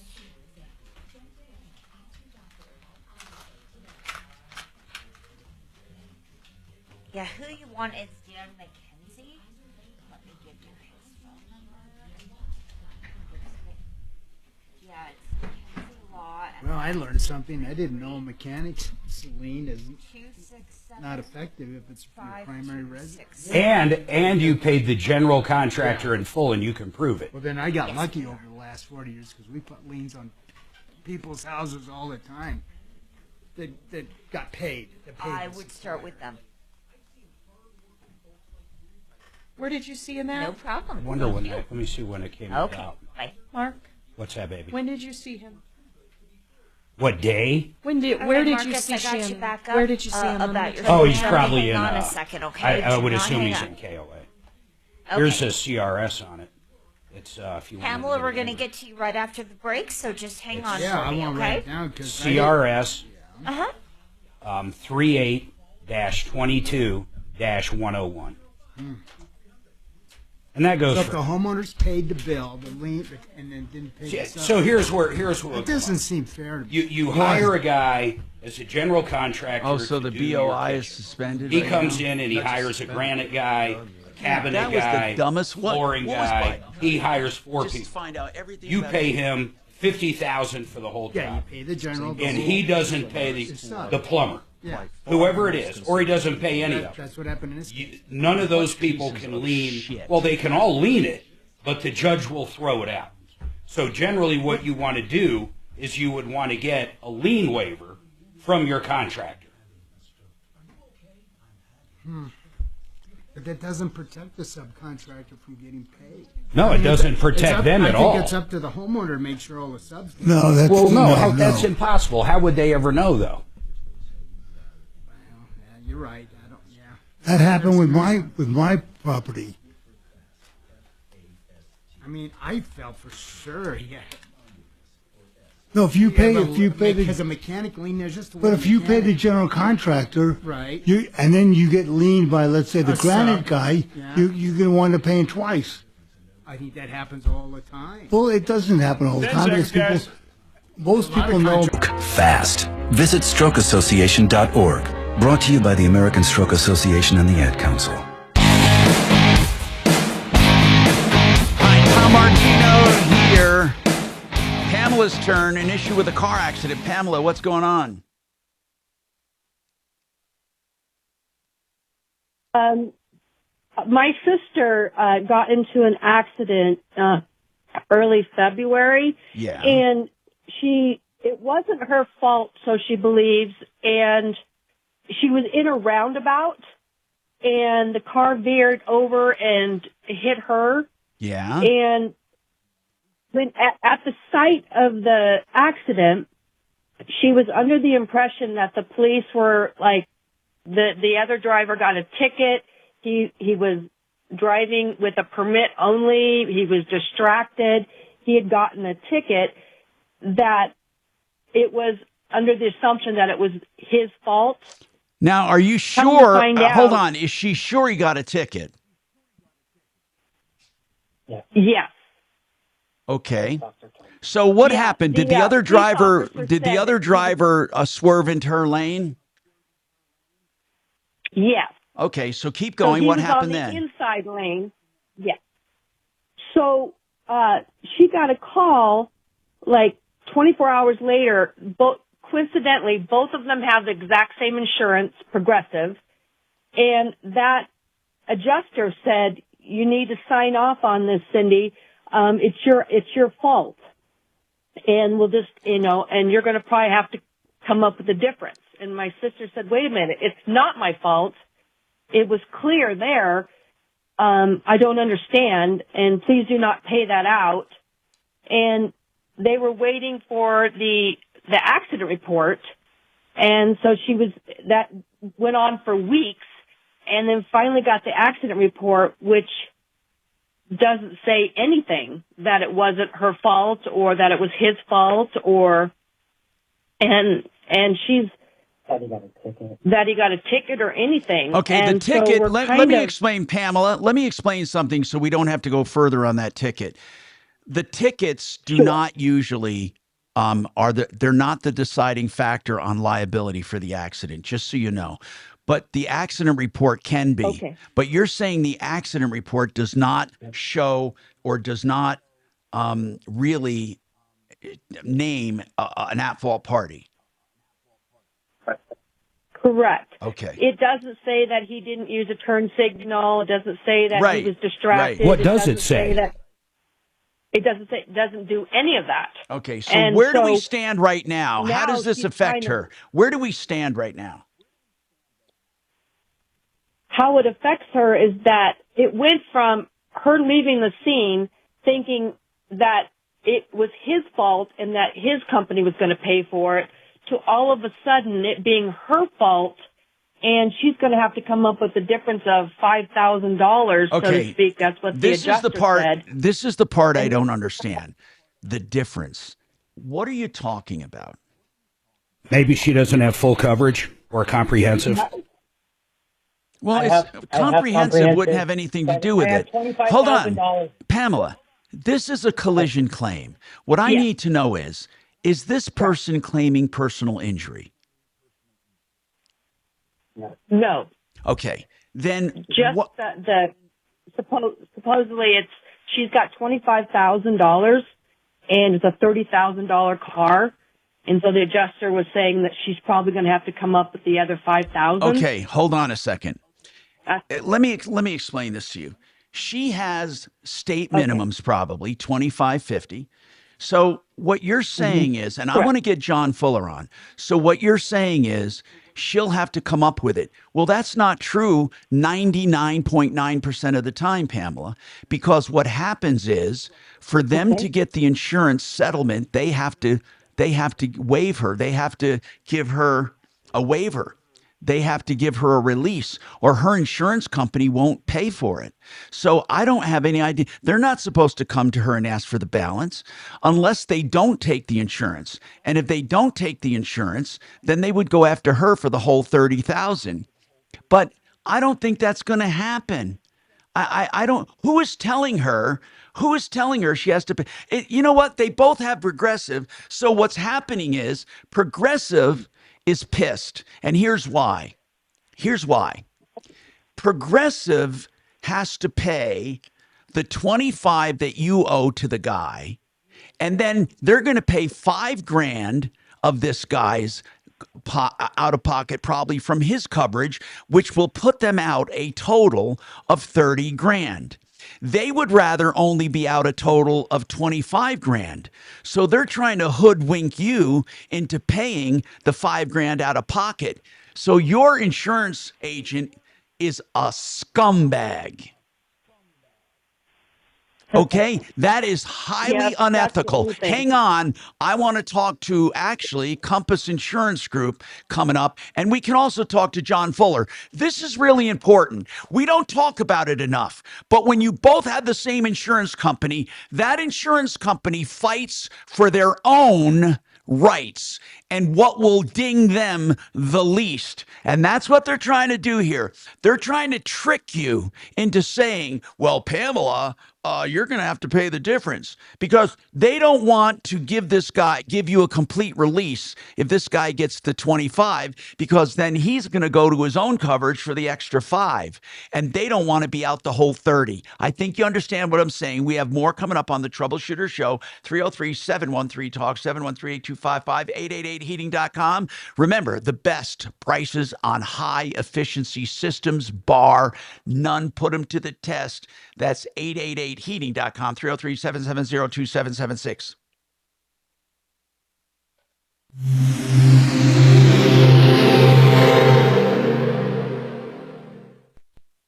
KHOW Denver, 630 KHOW, an iHeartRadio station. Download the free iHeartRadio app for all your music, radio, and podcasts. Now, Impact Traffic. This report is sponsored by Our American Stories. Yeah, still a pretty good drive for us for the most part. 270's been running just a little heavy coming east off of I-76 through about York. Then it kind of opens up there out of Commerce City. We're getting word there may be an accident on the ramp from westbound I-76 to southbound 25. Not seeing a real big backup in the area. Pena's running a little slow coming out of the airport back towards I-70. But it looks like I-70's good. 10 minutes from Pena West back to I-25. 225 is a 10-minute commute out of Aurora, and I-25 still pretty much at the posted speed limit. With traffic, I'm Jonathan Steele. This is Lee Habib, host of Our American Stories. On our next episode, Tyler Hamilton tells the real story of biking with his former teammate, Lance Armstrong. You won't want to miss the next episode of Our American Stories. Man, what a response we're getting for Vestera Turnkey. Vestera is a strategy developed by Barry Miller, an esteemed real estate broker I've known for 45 years. And what he does is he helps you become a landlord without the conventional risks and hassles. He arranges everything: the house you buy, the loan, the management company, and everything in between. When to buy, when to sell. And he's been returning profits for people of anywhere from 30 to 80% a year. It is phenomenal. In fact, I'm taking part in it through my Wave 8 Wealth Management, where people can do less than the minimum investment because we're pooling money. But it's better if you go direct and do it yourself. If you can't, you can go with us. In either case, contact Vestera Turnkey. They're great people, and they want to work with you. You will love this system. 303-888-3788.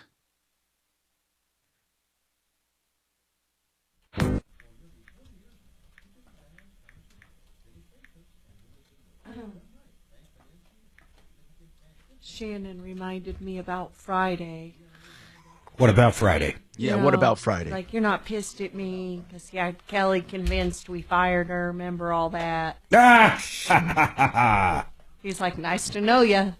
It's been nice knowing you or something. She did. When did you fire her? Like, oh, my God. Friday morning. Oh, damn. But then we wanted to do something in the afternoon, so I had to unfire her. Okay.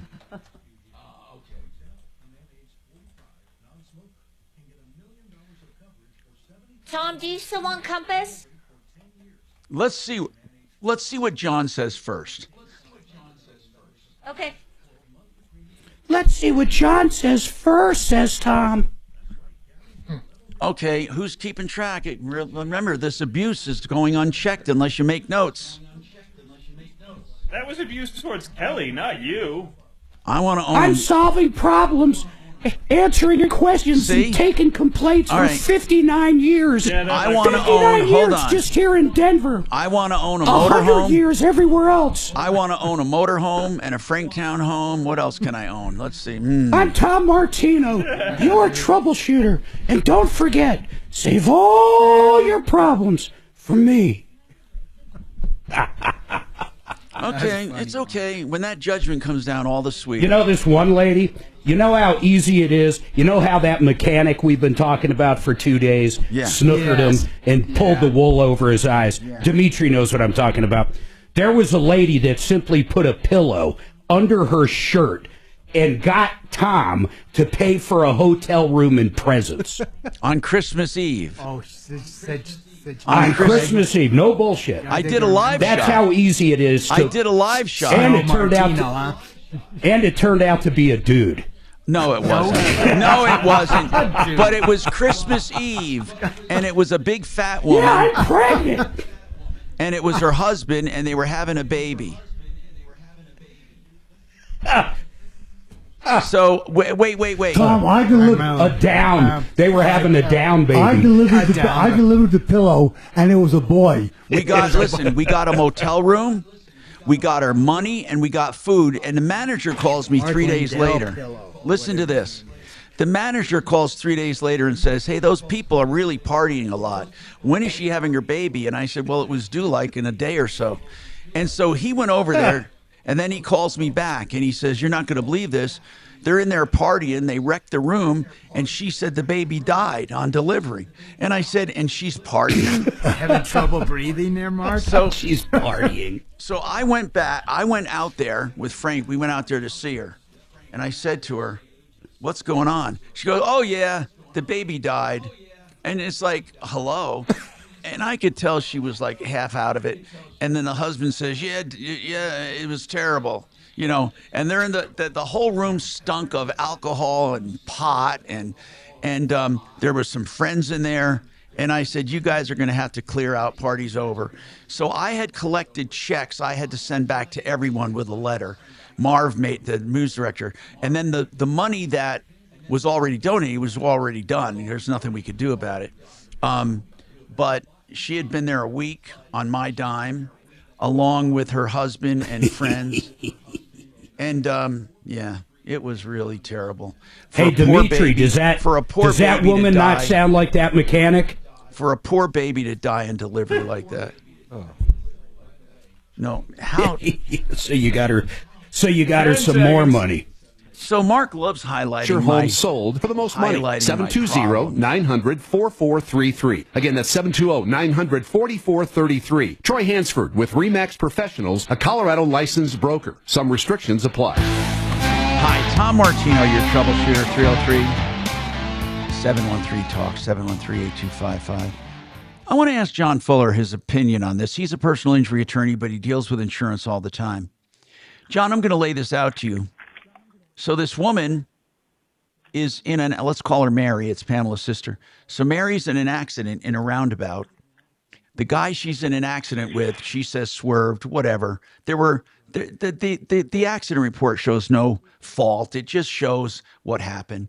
And they both have Progressive insurance. So this guy's car apparently either has $25,000 or $30,000 in damage or is worth $30,000. Her Progressive agent called her and said, "Since you both have Progressive and your policy limit is only $25,000, you're going to have to pay the other $5,000 out of pocket to make him whole." And I said, that's weird, because normally what Progressive would do is negotiate a settlement, get her a waiver or whatever you call it, and they would get her a release and make a full policy settlement, because they have to act as a fiduciary for their insured. But because both of them are insured, this is what I suspect. I might be right or wrong, John. I suspect because they're both insured by Progressive, this agent is thinking, I'm going to save the company $5,000, because if she only pays $25,000, this guy's going to go against his own policy for the extra 5 or 6 or whatever, and we're going to be out as a company 30 grand, where if she pays 5, we're only going to be out 25. Am I looking, is that too paranoid? Or is that possible? Tom, there's only one insurance company that I see routinely put their interests so blatantly ahead of their insured, and it's Progressive, okay? I've seen them do this multiple times over, especially in the MedPay context, and especially when you've got, Progressive insureds getting into accidents with other Progressive insureds. You're absolutely right. They're certainly putting their interests ahead of their insured.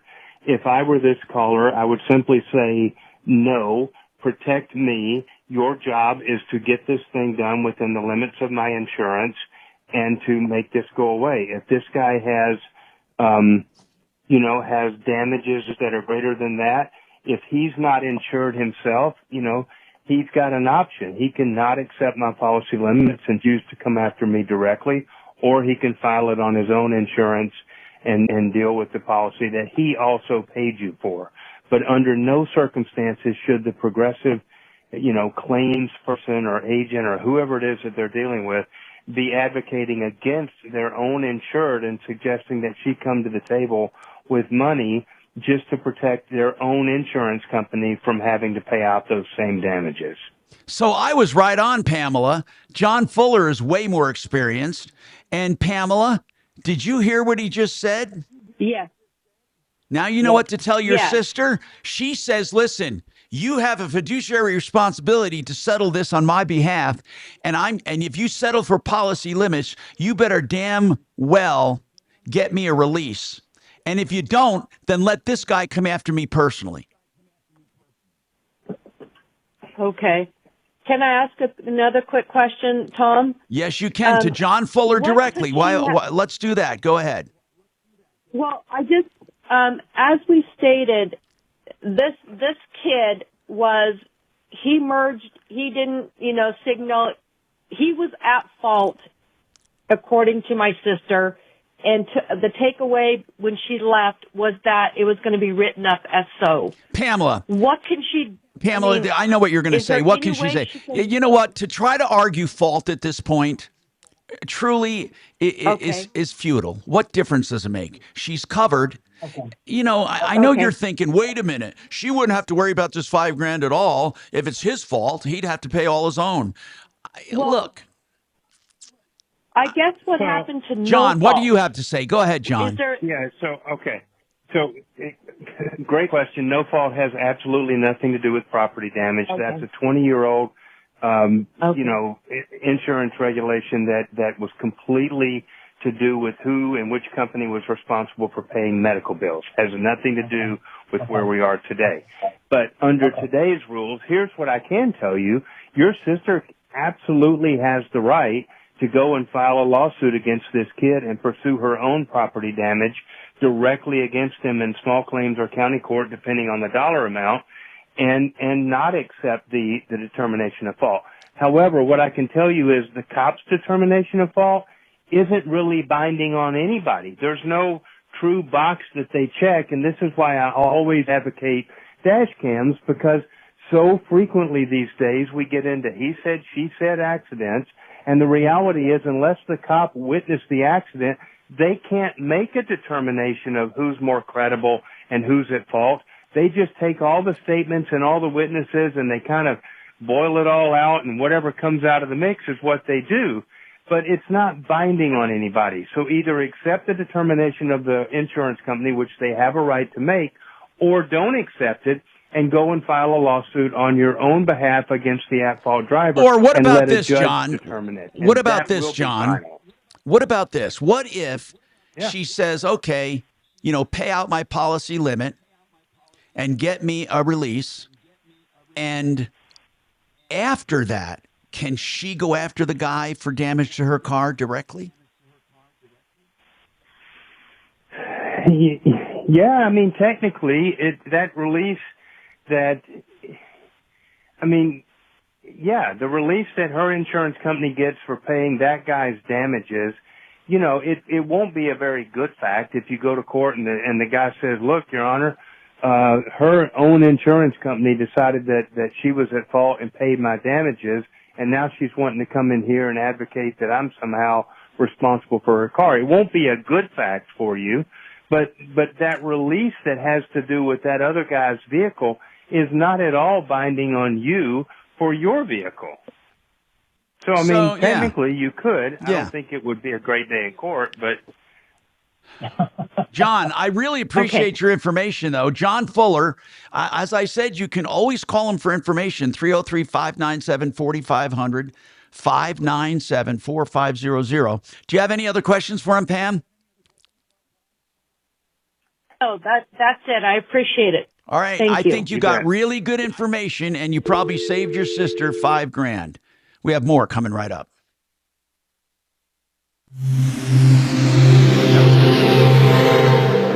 See, because they have the same insurance. Now, Impact Traffic. This report is sponsored by Our American Stories. Yeah, still a pretty good drive for us for the most part. 270's been running just a little heavy coming east off of I-76 through about York. Then it kind of opens up there out of Commerce City.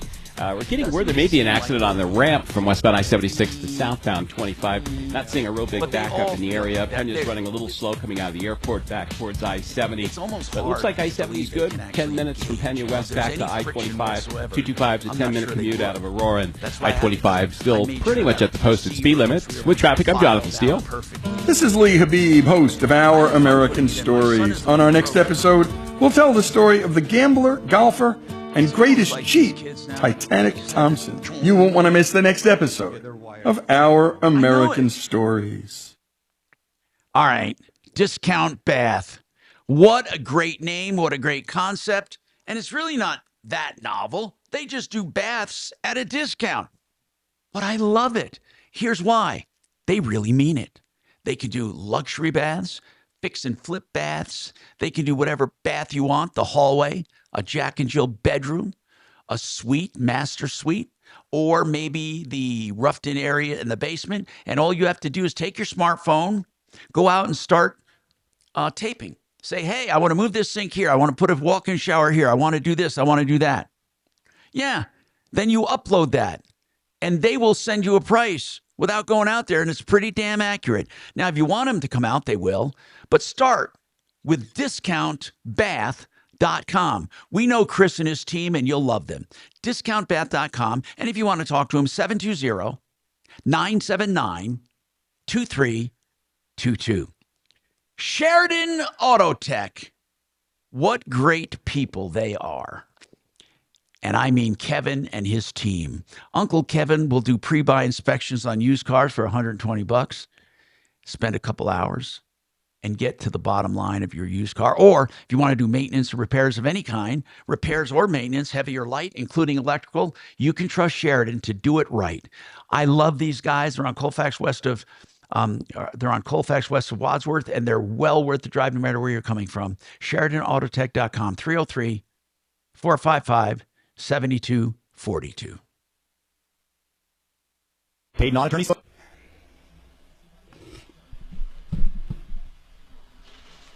I'm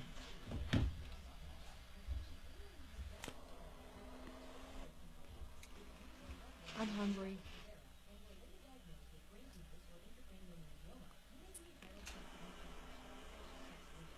I don't have to answer, Joe. You handled that, right? I handled him.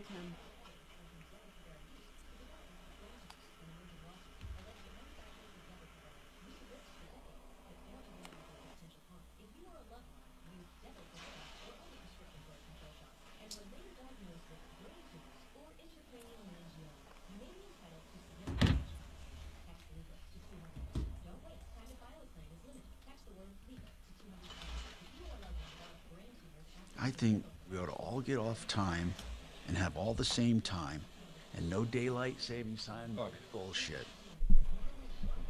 Why? Daylight savings time is a waste of fucking time and energy and money.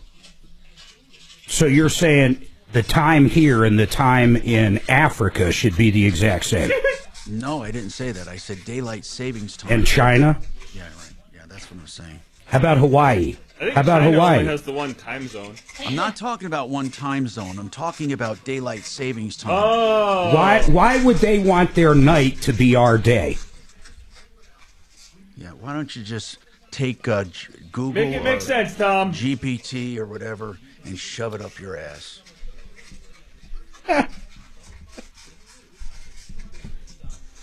You're easy to get to engage. You realize that? Hey, Dimitri. Yeah, I'm here. Did you not see the parallel between the mechanic we've been talking about and the woman with the pillow? Just tell him to shut up. Isn't it almost the exact same thing? No. Yeah, see? Uh-huh. You know what I want? Hey, I'm Dragon. gonna ask our YouTubers. You want to make $500? You better believe I do. Good. I want you to put a shocker in his seat, and then it can be remote controlled by me. I swear to God, I'd have so much fun. That motherfucker would be like hitting the roof.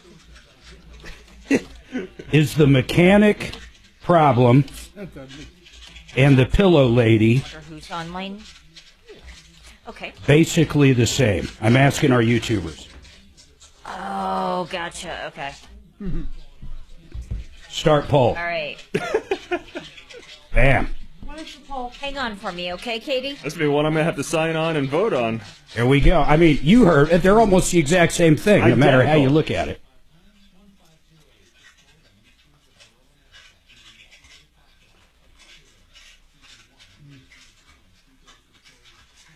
They're pretty much the exact same thing.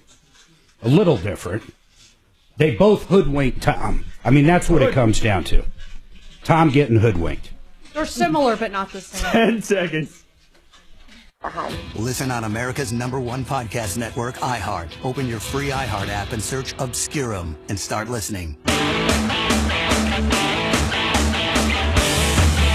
Hi, Tom Martino here, 303-713-TALK, 713-8255. CMG Financial, get you a mortgage. If you're looking for a reverse loan, they're doing them. Talk to our friend John over at CMG. They're really good people, and the number is 303-882-6679, partnerinlending.com. All right, so let me see who I should go to. Marcus, tell me about a possible scam you think might be going on. What's going on? Yeah, Tom, I've been listening to you, first-time caller since 1987. I used to watch you on TV. Holy crap. Cool. Thank you so much. Really, I appreciate it. Yeah, and it's good to talk to you. And being a senior these days, me and the old Italians used to hang out and work hard. But these days on Social Security insurance benefits. Yeah. And the biggest problem is that they keep calling, and you can get on the CECF list, do not call. Yeah. You do a lot of things. They call morning, day, and night. Well, you know what? Actually, I'm not. I often wondered about that do not call list. Who the hell enforces it? Nobody. And you could block those calls, and they keep coming across. So I started using different numbers come across. So what's right now, though? And I found out specifically right now, which one are you calling about? There's two in Colorado that keep doing this. And one of them is Mercury Leads Incorporated. They're on 1600 17th Street, Denver, Colorado. Yeah. 80. Anyway, tell me about it. What are you what has you upset about this particular call? No, it's not just them, and there's one out of Boulder too. Envoy. So are you basically calling to bitch about the unsolicited calls, right? Yeah, and you can block them, you can do everything, but you cannot stop it. And they're using phony phone numbers, Tom. Well, yeah, that's why you can't block them, because they get, what do they call it? Rotating, right? They keep rotating those. Dimitri, you have a campaign against them. Don't you go on secretly? Well, you know, I just kind of dove into it about a year ago because I was sick of the spammers delivering text messages and calls to me. And it turns out that's totally against the law. And the law does provide for significant penalties that we... Have you collected yet on any of them? No, I have 4 active cases right now, and none of the 4 have... they haven't come to trial, and they haven't settled yet. How much are you asking for in each one? $1,500 per junk text message. So Under what the if you don't have a TCPA. text, but you have a call like this? Same guy? thing. Same How thing. do you prove the call? Well, they're right there on my voicemail. So I created a recording that I submit as my evidence to the court, and a screenshot, and so it's really, it seems to be. Hey, Marcus, have you ever thought of suing him? Yeah, and it's Envoy LLC out of Boulder, Colorado, and it's Mercury Leads Incorporated out of Denver. Yeah, I mean, But it's nothing new. hard There's all to get kinds of them. them. But why don't you get the information on them, and maybe Deputy D, if you want to call us back, will help you with the logistics of going through with it. I'm Tom Martino. Electric rates are going up. What to do? Just say, look, go on this website. I'm not asking at all, ever. You can't do that. No, that's what worries me. Oh, it's just a listener. Go here, Thanks for do calling, this, Marcus. do that. I hope that helped. He sent Not me here's why. Recorded himself playing Happy Birthday. I would just. Oh, the you want to guy send is me just an pissed. email I know, to 'cause help he's getting calls at all the time, troubleshooter.com, and he's got their and I name can now, so forward he's that directly empowered. to You him. know, that's what I'm thinking. Okay, no I problem. wish I had food. Okay. No, I don't want food. Bye. I'm not hungry. It's pissing me off. Well, you got to put it out of your mind until you get hungry, right? If you force yourself, it's not going to come. You're right. Just keep going. You know you'll eventually get hungry. I mean, you gain 20 pounds somehow. So, well, your mic is on, by the way. They're all on. Oh, I see. Thank you. See here. Okay. Just make sure I got to open a bank account today. God, I hate banks. What banks do you like? Oh, well, if you turn off the microphones, I'll tell you. Oh, that's some top secret stuff.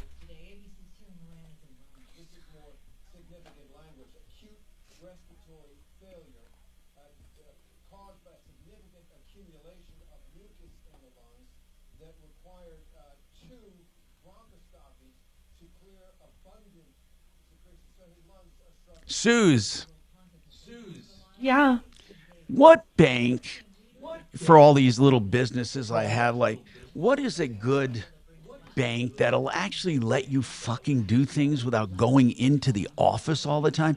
First Bank is the worst when it comes to transfers or ACHs. And what are we, are they all shutting down like that? Are they all kind of tightening up? Yeah, I think because of the identity theft out there, Tom, they've all sort of tightened up. A and B, the only thing they really require for me to come into the bank for is if I'm making a wire. So Other do you than like that, A I'm and B? able to do a lot remotely. Would A and B also be good for me for online access and downloading to QuickBooks and all that? Yeah, they integrate with all of that. I've never really done their ACH stuff. And what but do they have? bill They have pay, branches ACH. all over, right? Well, they're a little limited. You need to look at their list of branches. I know they've got a branch over, I think, in Cherry Creek near you. Good. They've got one right here by the station. They've got one in Good. Castle Rock. Well, that's good enough for but me. If I'm you're, just more. I'm more if or you're less. in California, if Yeah. you're in California, Tom, and need to go to the bank, it ain't happening. No, but I'm more. I just want to be able to pay fucking bills by ACH and by electronic. I don't want to have to write checks and mail them. I want to have downloads to my QuickBooks. I want to have like just normal online bullshit we used to be able to do. Yeah, but First Bank, they probably let you do all of that. No, they're the worst. The worst. I mean, they make you go through hoops for everything. You can't make an ACH unless it's to the same bank. Oh, I don't know how A and B works because I don't really do ACH. Well, kind of. I do bill Can you pay. I ask guess your, they pay don't down. you have a good contact there, or I can call them, but Don't we have a good... I'd like to know, Yeah, what do you want me to ask her? Like just basic, like let's just say I get an invoice from a company in North Carolina. Can I ACH their bank? I want to be able to ACH or electronic checks without having to goddamn write checks and mail them. And I also want to be able to do Zelle beyond the normal bullshit limit. And I want to be able to do just normal downloading to QuickBooks and all that. Just normal stuff. Hey, Tom, that's what Bitcoin was supposed to, or cryo, or cryptocurrency Yeah, right. I'm was going to supposed jump to. right into that, Doc. You're right. I'm going to jump right into cryo and crypto for my new businesses. I meant crypto. No, what I'm saying was that was the intent. I don't think they ever fulfilled that, but the intent was to exactly what you're saying. No, I know. To be able to transfer funds without any interference.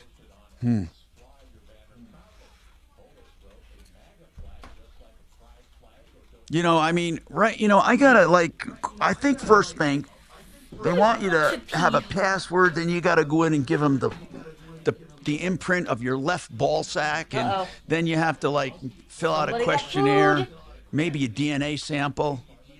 Healthy food, no more pieces of me. I gotta be done with that crap. Maybe a stool sample. You don't want to know how much. And you need to sacrifice your firstborn. Yeah.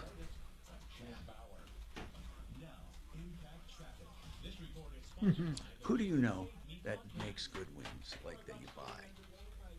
Any of these wing places?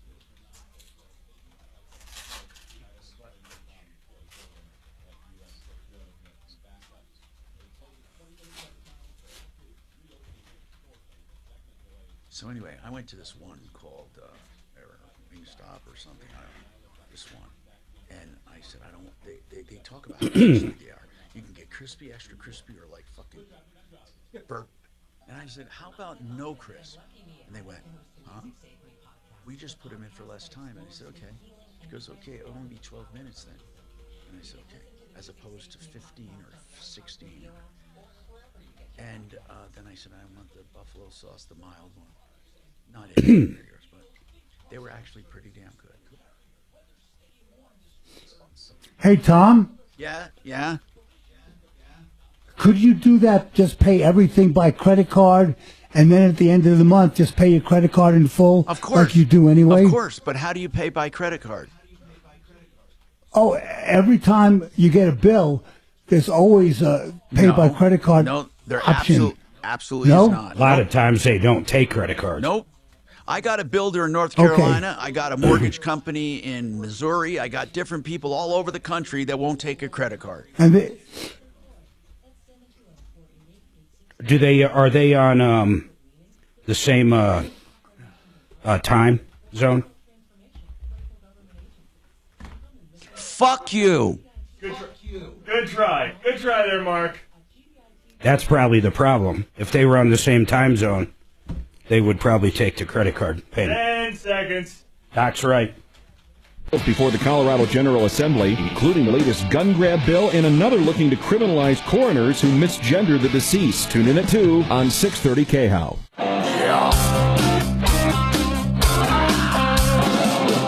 Ripped off, bad news. You need advice so you don't have to lose. We'll come running just as fast as we can. Troubleshooter's gonna help the common man. This is the Troubleshooter Show. Now, Tom Martino. Hey, I'm Tom Martino, and I thank you for being here for the show. And we love talking about everyday life, the things that make you tick and the things that tick you off. So we're going to go to the phones and hope we can make a difference in your life. Right now, let's see whose turn it is. We're going to talk about the HVAC issue here with Phil. Hi, Phil. What's happening? Hey, good afternoon, Tom. What's going on? I'm calling about can you hear me okay? I had to step outside from the office. Yeah, I can hear you. I can hear you fine. Okay. All right. So I'm in Colorado Springs, and one morning woke up and it was cold. My furnace wasn't working. So I called this company called Affordable Plumbing and Heating. And so they came out and looked at my furnace, and turned out there was a microprocessor on the circuit board, on the motherboard, that was burnt out. So long story short, replaced it, and they charged me $400 labor, which they still haven't recognized to itemize on their receipt. But anyway, I have some stuff about ethical HVAC companies playing the price gouging on people when they're in need of heat. And I'm sure that's never happened to you before, right, Tom? Phil, we get calls all the time. We get calls all the time about pricing and when people have no heat. And one thing you mentioned, though, that I just want to dispel, people think, now they can be if they insist on it, but people think they're entitled to some kind of detailed bill, and they're not. All they're entitled to is a price, and then you agree to the price, and it doesn't matter what they pay for the part or what they pay for the labor. If they pay nothing for the part and charge you $100, I don't care. If they pay $100 for the part and charge you $10, I don't care. The only thing I care about is that people aren't blindsided, that they don't have a company come in and quote one price and charge another. I'm also concerned that people don't come in and lie to you. Now, what is price gouging? There's no such thing. There are prices that are too high and prices that are too low. What I mean by too low is a company can never sustain itself and they're going to go out of business. Companies that charge too much, that they're way out of line and they're a pain in the ass, and I don't think they're going to stay around either. But as far as gouging, I imagine you could have gouging. We've had it in the past where somebody would charge. We had one time an older woman charged $9,000 to install a toilet. I thought that was outrageous. But as far as what you're talking about, you had a circuit board put in. Is that right, Phil? Correct. And what was the total price? Yes. What was the total price? I don't have the. Let me grab the invoice. And which circuit board was it? It was the main board, the motherboard. And was it the main board on your furnace or on an auxiliary unit? No, on the furnace. It was inside the furnace. And what kind of furnace?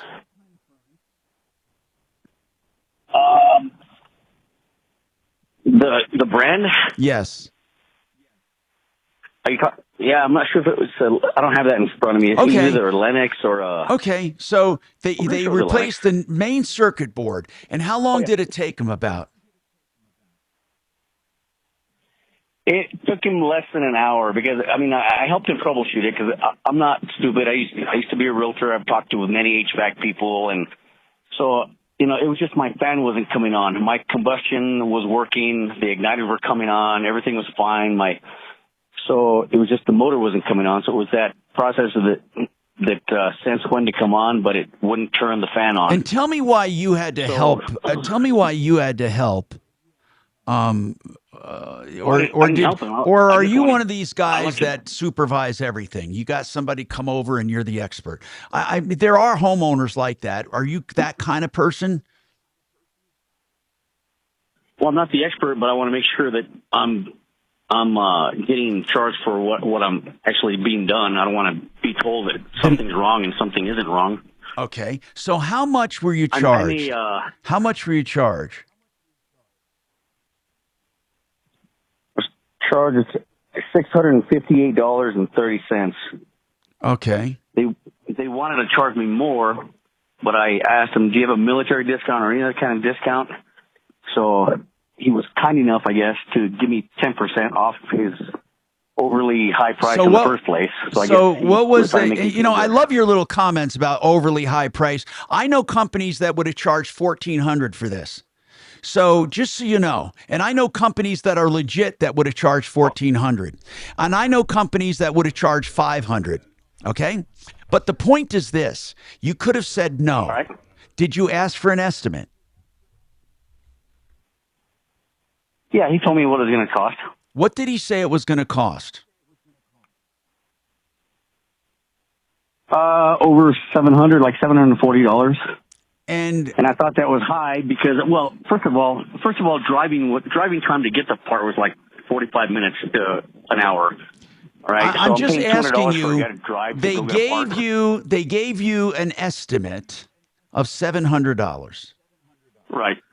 And then what did it end up costing?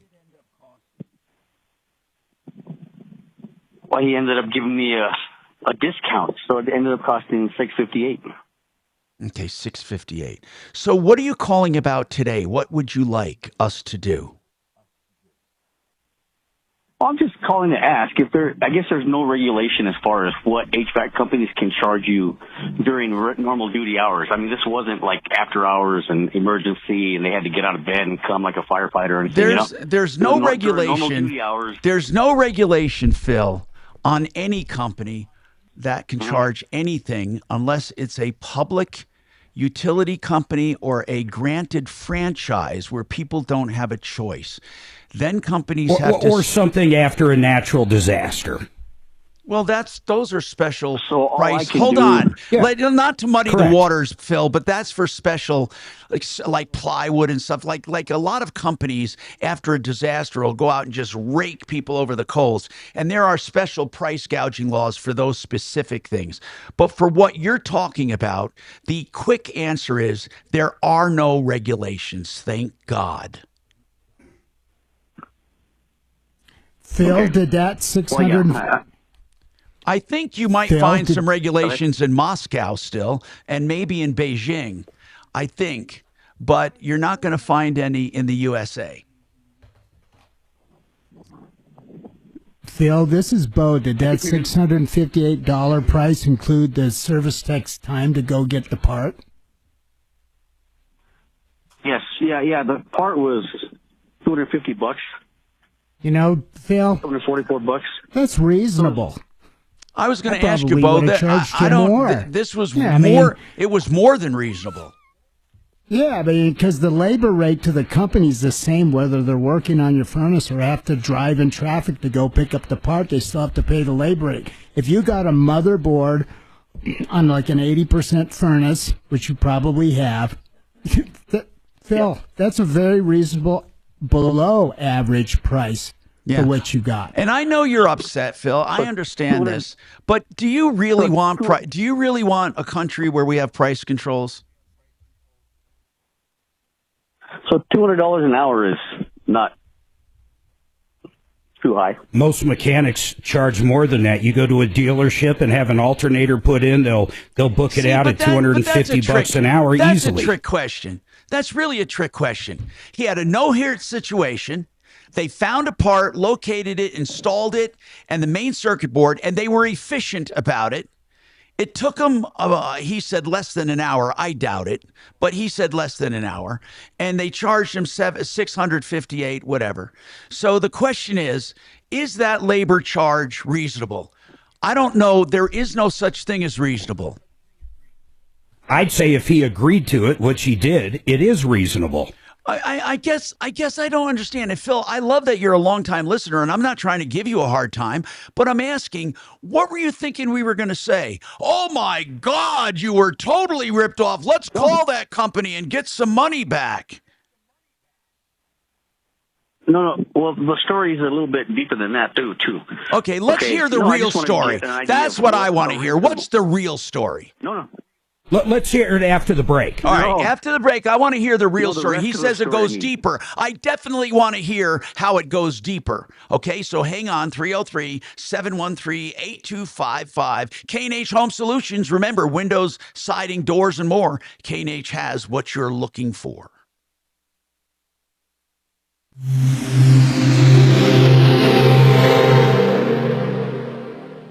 At DiscountBath.com, they take discounts seriously. Like this deal for a complete conversion of that old ugly tub into a beautiful walk-in shower for just $9,888. Get rid of that old shower tub combo and get a beautiful walk-in, custom designed for your preferences. Acrylic walls that mimic stone, lifetime warranty, and no maintenance. Call 720-979-2322 or DiscountBath.com. Hey, beat the spring cleaning rush and get priority booking. If you call now, ZeroResDenver.com, 303-471-5150.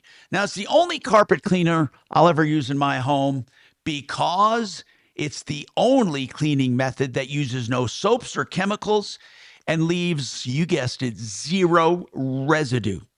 Right now, you get to pick the date and lock in savings. $109 for 3 rooms and $75 off duct cleaning.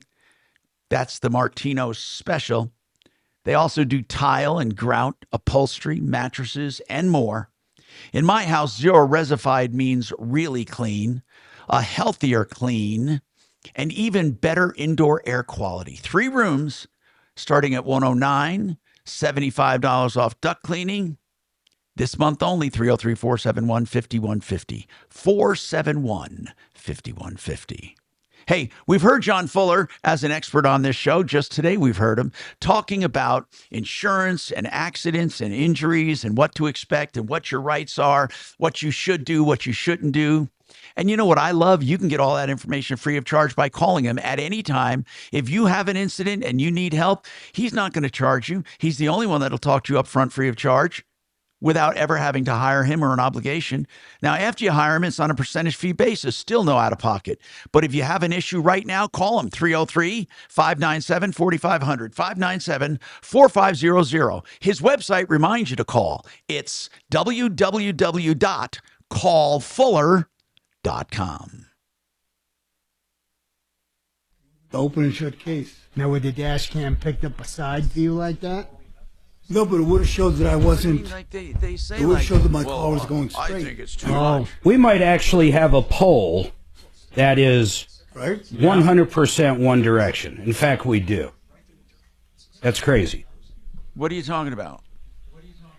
I put up a poll. Do you think this guy was ripped off? Not one person said yes. I know. That's pretty unique. Damn, I missed the poll. Yeah, I already closed it out. Now I'm going to do another poll. Hell yeah. Do you 100%, no. agree with Tom I would have been charging that much 10 years ago. that Europe That Mark is right. Mark is right, yeah. Major's right. Europe should be on, Mark's an instigator. what is that time zone he was talking about? He makes for good radio, Suze. Hey, you're learning, Bo. Yeah, that's why he's here. You are learning. Yeah. First, I used to be very intimidated by him, but now I'm not. By Mark? Yeah, because it comes on strong. Comes across He strong. comes on strong. All bark and no bite. Now, You know that. all you know Mark, that thing. here's all Mark about the believes, listeners. if it's louder, it's righter. Oh, good. They're arguing. All right, let's see if they agree with you on this poll. This poll is now up. Except it's not me. I want to have a poll, Mark. Are you always right? No, I'm not always right. One time. So wait a minute. So this You were guy wrong. ripped off was 100% no. Yep. Did you like that? That is unique for us. We'll see this one. First of all, it's not called these. daily. I knew these. It's not called daily These light guys- savings time, Mark. Except in your Daily light universe. saving. It ought to correct your daily light It should be on savings daily time. light saving. So not only don't they agree with Tom, but he doesn't even have it spelled right. Mark. First of all, morons, I never even said that. Yes, you did. No, did I he didn't. not say dragon? I said. Did he not say God. the UK should be on daylight savings time? With daylight savings time in the USA. Daily savings times. Daily light. Period. He only wants daily Mark light savings. is a jerk who continually misquotes me. There is no misquote. You love daily light savings time.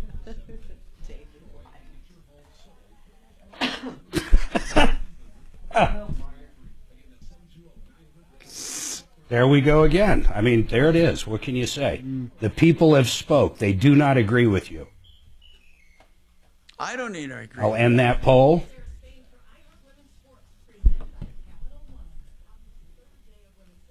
Let me start another one. Do you agree with Tom that Tom is always right? There we go.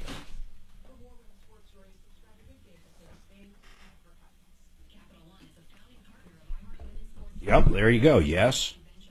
No. It's all over the place.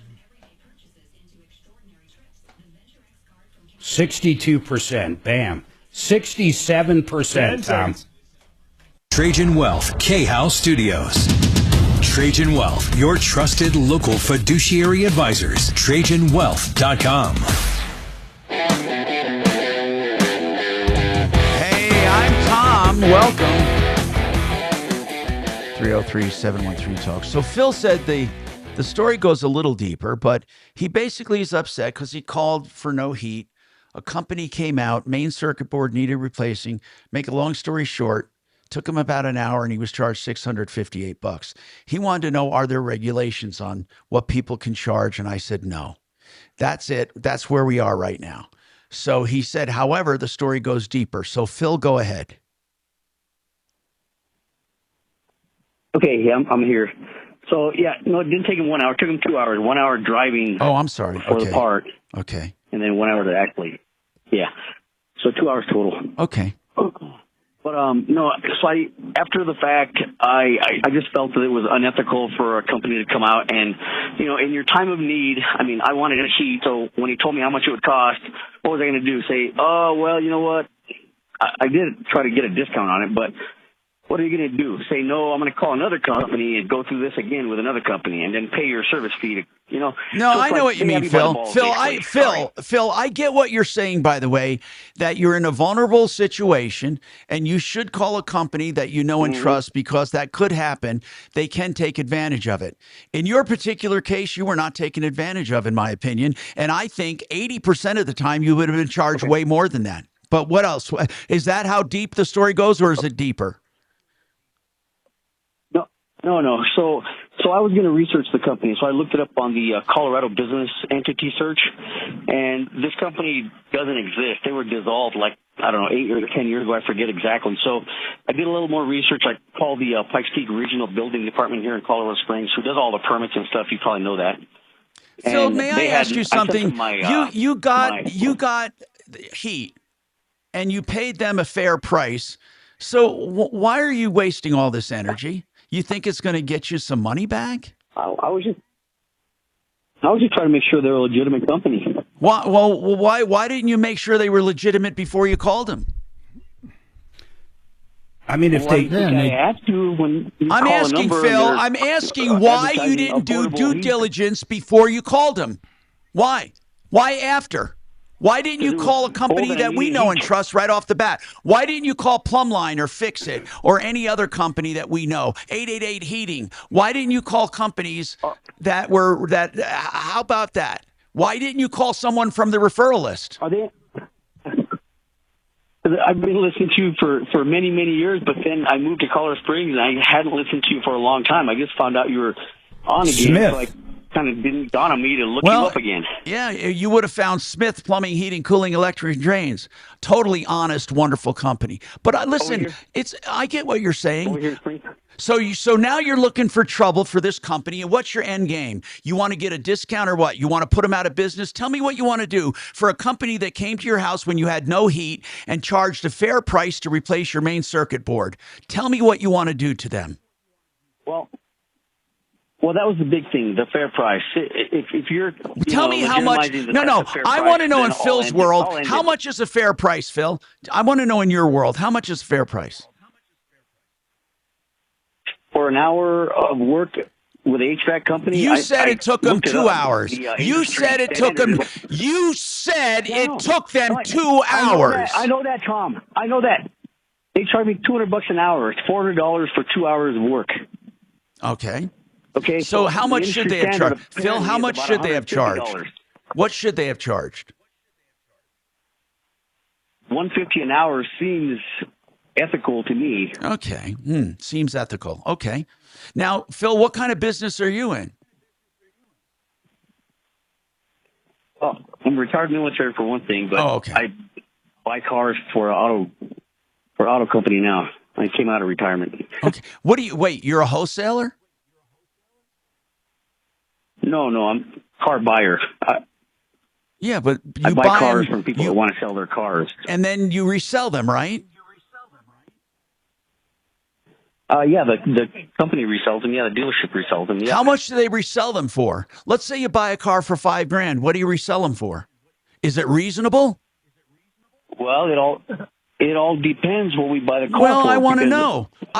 What if you get a car? Wait, what if you get a car that's worth $5,000, but you only pay $2,000 for it? Tell me, do you sell that for what? Tom, it's never the same. Sometimes we lose money on cars. Really? Isn't that something? But let me ask you something. Does anyone regulate what you can sell that? Does anyone regulate what you can sell that car for? Other than Kelly Blue Book and...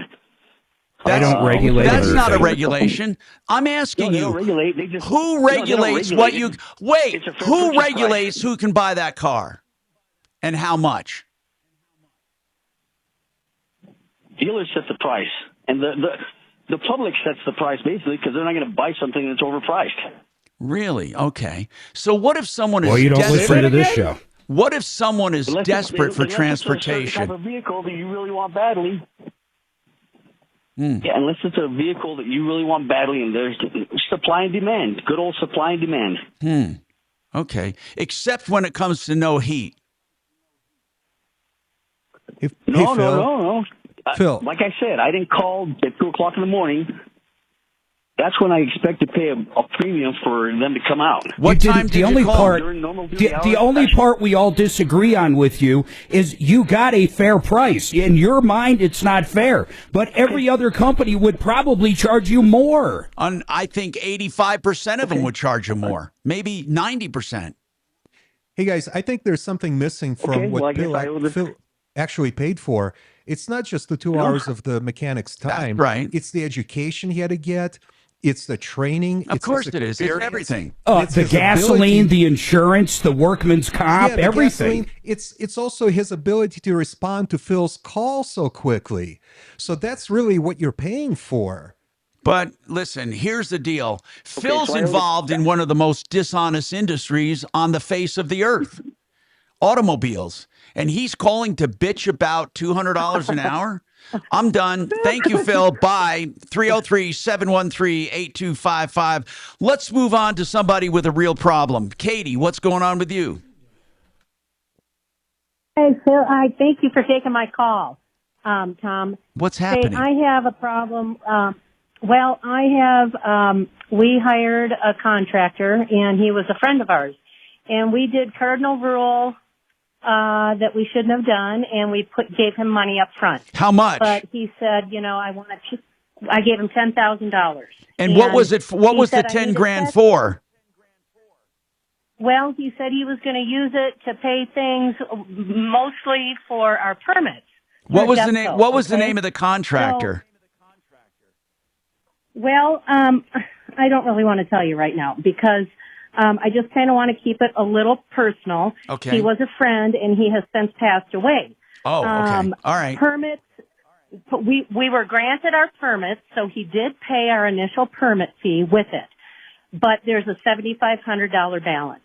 And wait, there's a $7,500 balance that went to his estate, right? Yes, exactly. Now, I'm learning, so we did file a claim against his estate through Jeffco, and we heard from his attorney that it was denied because they claimed it was filed against his personal estate and not his business. Now, his business is not an LLC. From what I can determine, I'm not exactly sure how his business was held. All right, I want you to hold on. We're going to get Dan McKenzie on. Yes. Let's get an estate attorney on who knows about these things. I'm Tom Martino, 303-713-8255.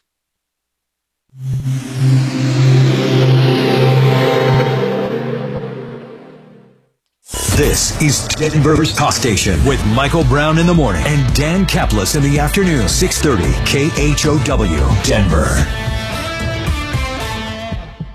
Now, Impact Traffic. This report is sponsored by Our American Stories. Hey, we've had a few problems out on the highways, including an accident on 225 northbound at Isla. Got a bit of a backup there to Parker Road. Looks like they're clearing that now. I-70 eastbound from Havana over to 225 sluggish. 270's been running a little heavy for you. Coming out of the foothills on I-70 down Mount Vernon Canyon, eastbound 70, the ramp to C-470's been blocked with an accident. And we've had some rock scaling also at the bottom of Floyd Hill and out of Idaho Springs. We had a closure earlier. They've opened it, so it's improving a little bit. With traffic, I'm Jonathan Steele. This is Lee Habib, host of Our American Stories. On our next episode, Tyler Hamilton tells the real story of biking with his former teammate, Lance Armstrong. You won't want to miss the next episode of Our American Stories.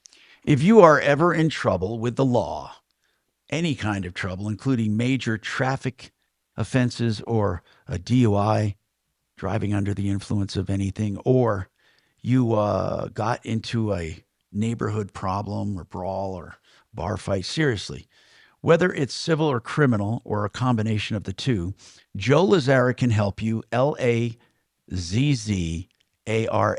He's a criminal defense and civil attorney. If you need him, call him. He'll do free initial consultations always and flat rate pricing.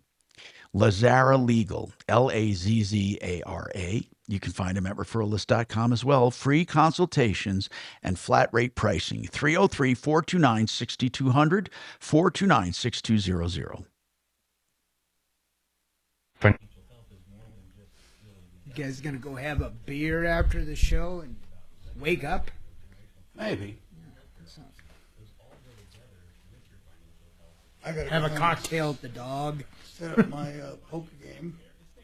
Oh yeah, you have to take that old guy around to go get the groceries? No. This is my Monday night poker, Monday afternoon poker game that I have in my house. That we play from 3 to 10.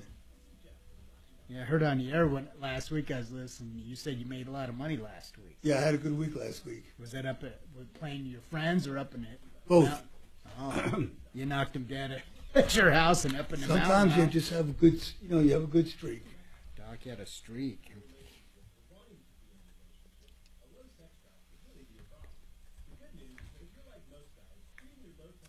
I'd said it was way better after allergy pill. That's good. It's probably a bite then. Yeah.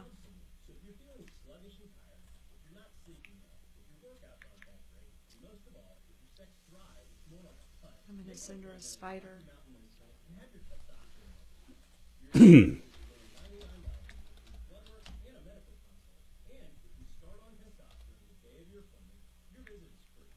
She's always sending me freaky stuff.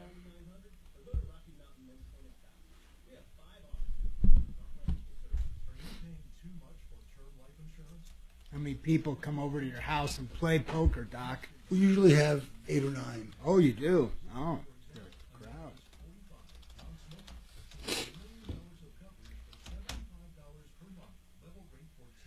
So I have Do you serve them drinks? Do you serve them alcohol? Nobody drinks alcohol. Oh. The stakes are too high. Oh, so that you got players that are But concentrating. we have snacks and dessert and Doritos and some salsa. Yeah, definitely. Bad Coke. We have no rum and Coke though. Huh? 5 different kinds of beverages, at least. Yeah, they don't want to drink because they're playing to win, aren't they, Doc? Well, it's a lot of money, you know. Yeah. I showed you that, right? That's us. No. Oh. Those are nice chairs. Yeah. Very comfortable. Got a TV and a bar and Yeah. everything. But nobody Those are- drinks. I mean, those are nice Bryce chairs. thought it was a stress rash, and I'm like, well, Nice if it was from chairs than we have stress, here, an Doc. allergy Yeah. pill wouldn't work. Of course not. You bought a poker table that's actually... Never heard of a stress Yeah. rash. At least if you've never had No, one we have before. these cup holders. Yeah, a couple. Okay. That slide in. That table's made for playing poker, right? Oh, absolutely.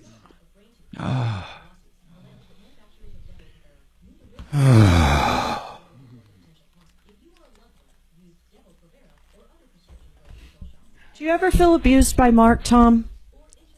No, because I discount him entirely. Oh, That'd be a pull. so he doesn't haunt you in the middle of the night? I doubt that. Listen to this text I got.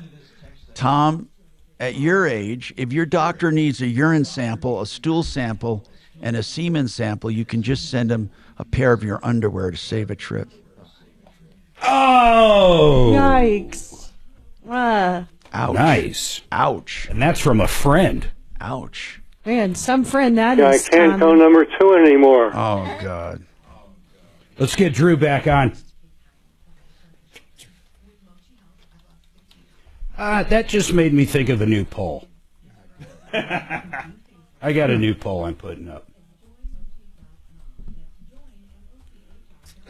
Mark's got a new poll. Who do you think is the better arguer? Tom or Drew? 10 seconds. Mochi.com. You have our word will treat you right at Done Right Home Improvements. DRHI.com. 630 KHOW, an iHeart radio station.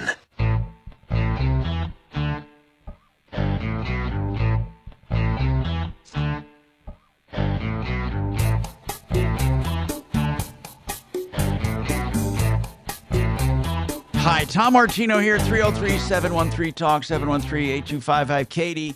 So listen, this contractor you hired, I want to get our expert. Oh, wait, he's not on yet. Kachina, are you trying to get Dan McKenzie on?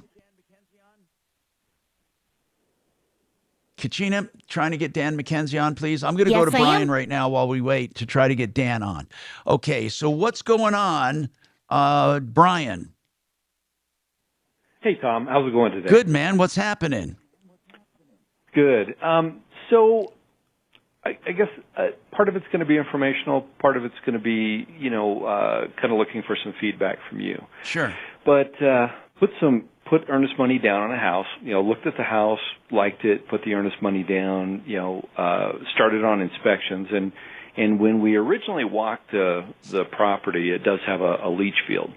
And a septic system. And we noticed that the leach field was a little damp looking, even though the area around it was relatively dry. So we knew it was something we needed to have, on inspection. And so what we did is we had the inspection called, both a septic inspector and then also, the whole house, check for radon, the whole deal. So we had those guys come out, and the septic guy was he's a licensed guy, right? So he says, yeah, absolutely, that leach field is in failure. There's green grass growing all the way around it, or in the middle of it with bright green grass right in the center, and it's wet.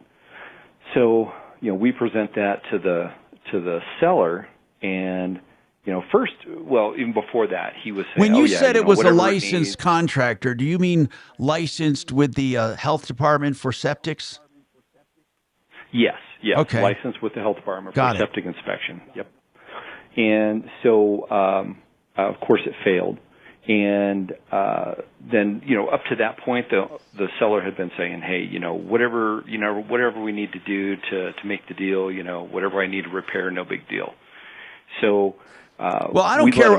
Wait, Brian, I don't care what he said. I don't care what he said. What I care about is the amendment to the contract that said it would be fixed. Getting to that. But yes, we actually didn't get that far. He then came back and said, I absolutely unequivocally refuse, to pay for any leach field work. So, of course, we have the ability to get out of the contract. Yes, of course. He had, and this is where, like I said, we ended up canceling and getting, undoing the deal, basically. Got it. But where I'm going with this is, where is the function between either health department or these sellers? Because what this guy did is he had his own guy come out, pump the tank, and do an inspection. And the leach field failed. He tells this guy he's trying to coerce this guy into passing it. Into another licensed inspector into passing it. Of course. This guy refuses. People do it all day long. This guy refuses. Yeah. Mm-hmm. And and then he actually gets another guy out there, so he's been shopping around, Sure. who passes it. Ultimately, now that he knows it failed twice, if he doesn't put that on the disclosure notice and doesn't disclose it to the next buyer, they probably just switch the zones so it'll dry out and it'll look like it's working until they go to switch to the two zones that are clogged. Yeah. And, I guess we're just, it's kind of like I said, it's kind of twofold. Just wanted to express what happened and for people to watch out. But also, what is that next buyer's recourse? Well, it's so nice that you care out about that the this other is failing. buyers, but here's the bottom line. It's up to them to discover it, and it's up to them to make an exception. And if they don't, who's to say the third guy isn't right and that it won't keep working? I mean, Brian, you're just basically wasting time worrying. I mean, really, you're a good guy. I can hear that. And I used to have the same concerns. In fact, here's why I was concerned. I was pissed off because I found a beautiful home, but I found something wrong with it that was significant. I happen to know people who could fix it, but I knew this guy wouldn't get it done, the seller. And he canceled my contract saying, no, we're not going to do it. So we walked away. But I knew that someone else was going to get screwed. And worse than that, the real bottom line was I was pissed that I couldn't get the house. But I wouldn't pay for a defect like that, whereas he can get somebody else who's unsuspecting to pay for it. Now, I could be a prick and walk up and knock on the door and say, hey, if you are looking to buy this house or if you bought this house, I got something to tell you about it. And people do that a lot. I mean, it's really none of your business in a way. Okay, but I don't, this seller has a lot of liability if it turns out to be a failure and he withheld pertinent information. But and he's going to have to have a licensed professional lie about it. I mean, most jurisdictions, like all of Douglas County, you have to have a licensed professional sign off. And if someone comes out there and lies that it's in good shape, they could lose their licensing. Yeah. But what if it's a difference of opinion? Because people do this all the time with foundation repairs and things. They do it all the time. They shop the person that gives them the best answer. Now, this seller can say, look, I just depended on an expert. Now, you can say, but why didn't you depend on the first two experts? And he could easily say, because I wanted to make sure. I mean, it's too hard to get involved in this thing at this point. It really is. It's really let the buyer beware. And Mark, what do you think? I mean, I'd be pissed if I knew that this guy had it done twice. I think it's going to be hard. I think it's going to be hard to find a licensed professional to sign off if he already it's bad. Did. He said Brian, didn't he already find someone? Yes, he did. He found the third guy he shopped, signed off on it. Wow. And yeah, I mean, it was muddy. It's been dry in the area where we live, and that entire section where they still had those two zones operating, and it looked like those zones had been on for probably the last. And you're a little pissed because you like the house, Brian, right? You're a little pissed because you like the house, right? Your story was identical. Yeah. Yeah. Yeah. So how much is it going to cost to fix it? It's $20,000, and that's for a new leach field, because again, just like Mark said, you have to have someone nowadays. You can't just put in your own leach field.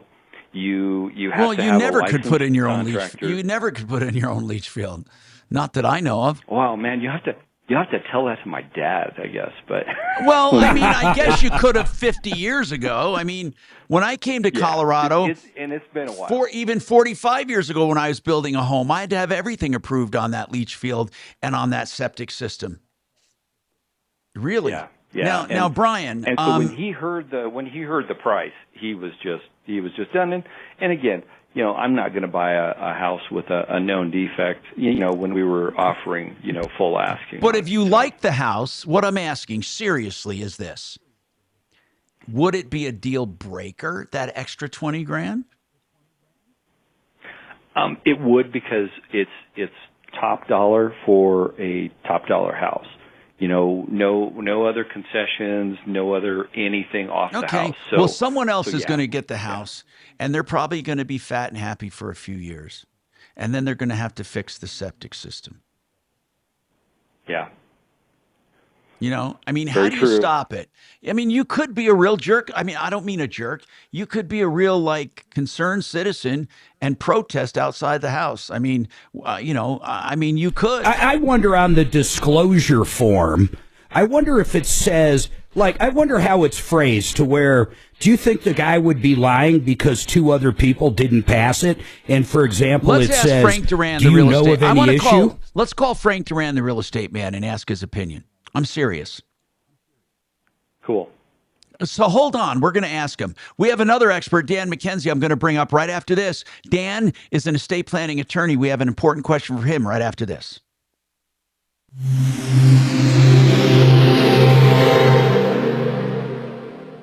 Now, Impact Traffic. This report is sponsored by Red Pilled America. Over on the west end of town, we've got a crash blocking the I-70 eastbound off-ramp to eastbound C-470. Watch out for detours, not really affecting traffic other than the inconvenience of not being able to make that interchange. We are seeing green and clean speeds on I-70 east and westbound otherwise. Same goes for I-25 north and southbound, no complaints through town. 6th Avenue eastbound, some stop and go on the off-ramp to I-25 southbound. With traffic, I'm Mark Swan. This week on Red Pilled America, we answer the question, when should companies get political? By telling the epic story behind one of the most successful boycotts in American history. Listen to Red Pilled America on the iHeartRadio app. That's Red Pilled America, a storytelling show. Gravina's, they have the greatest windows and doors and siding, but the thing that makes them the greatest, it's not just their heritage of 50 years or so. What makes them great is that they have multiple lines of windows, doors, and siding, so you're never forced into one line. You get the best one for you, the best value for you, and Gravina's has the heritage and the variety that other companies envy. Gravina's, the original family on 950 West Evans. He worked with his dad, went off on his own in the 70s. His son Nick is now with him. Nick and Larry. That's 303 Gravina, Gravina, 303 Gravina, or Gravinas.com. You know, I am getting such an incredible response about Vestera Turnkey. I want you to call Barry directly and find out about his program to become a landlord without the conventional hassles. He helps you buy a house, and he tells you when to sell it. He arranges mortgages and also the management companies. He takes all the hassles out of being a landlord in a market that is far, far away from here, where they actually have market appreciation and great rents, and it's worth doing. So check him out, Vestera Turnkey, 303-888-3788. So we had like plumb line out, and they went all through ours. But then I still had to have another inspector come out that was purely a septic company, and they had to sign off on it too. You have to pump them out once in a while, these tanks, Mark?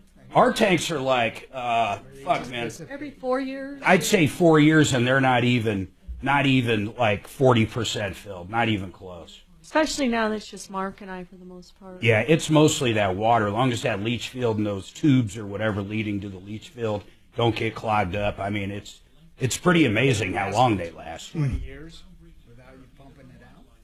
I would say if just two adults lived in our house, because of the size of that septic system, because of the size of the house, I bet you could probably go 8 to 10 years. But I don't know why you would risk that. So we do it every 4 because then they kind of inspect it. What do you do every 4 years? They pump it out. Is there a Pump out the leach field? No, you never pump out the Oh, they leach pump field. out the septic the system. solids. Is there a lid, like a manhole? Yep, literally. 2 of them, one for each You tank. suck it out. Is it all like soft? It's a big, like, vacuum. I've never looked at it, so I don't know what it looks like. But they come out in a big truck.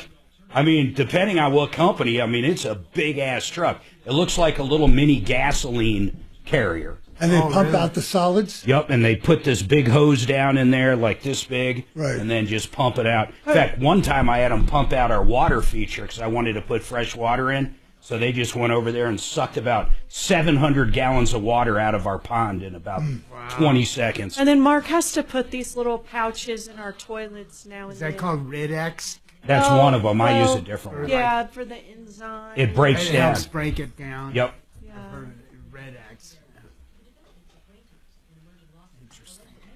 Being a city boy, we never had to worry about leach Yeah, we just flush the toilet and be done with it. Well, upstate New York back in the day, I mean, that's not a city boy, but upstate, I remember like my Auntie Claire's farm and stuff, they had a cesspool too as well. I'm pretty sure you can, depending on the area. I don't think Colorado allows them. Yeah, I bet they don't. But if your leach field starts looking wet, that's not good, man. It should be basically dry as a bone. And if it's wet, that means... If it's wet, you better call somebody because something's going I lost wrong. you there for a second. Let's get Drew on. Drew would love this topic. Yeah. Yes, he would, Mark. Now, Drew's septic system, he would only have to pump out every 40 years. Yeah, right. Because he can't go number he can't two. go number two. Drew's like you. He can't go number two. He's like, yeah. We're 5 years old. I can't believe Tom was arguing with Drew about going number two. Yep. He went on Hey, and Tom. Yo. Thomas. Yeah. I put a poll up because I really wanted to see, and you know our YouTubers are straight shooters. They're pains so in I the put, ass. Fellows. They're Who do you pains in think the makes ass. more sense? Who do you think makes more sense, Drew or Tom? No, they're going to Drew say Drew. won. They're going to say, I know Drew that. won. I know that. It's amazing. YouTubers love giving me shit.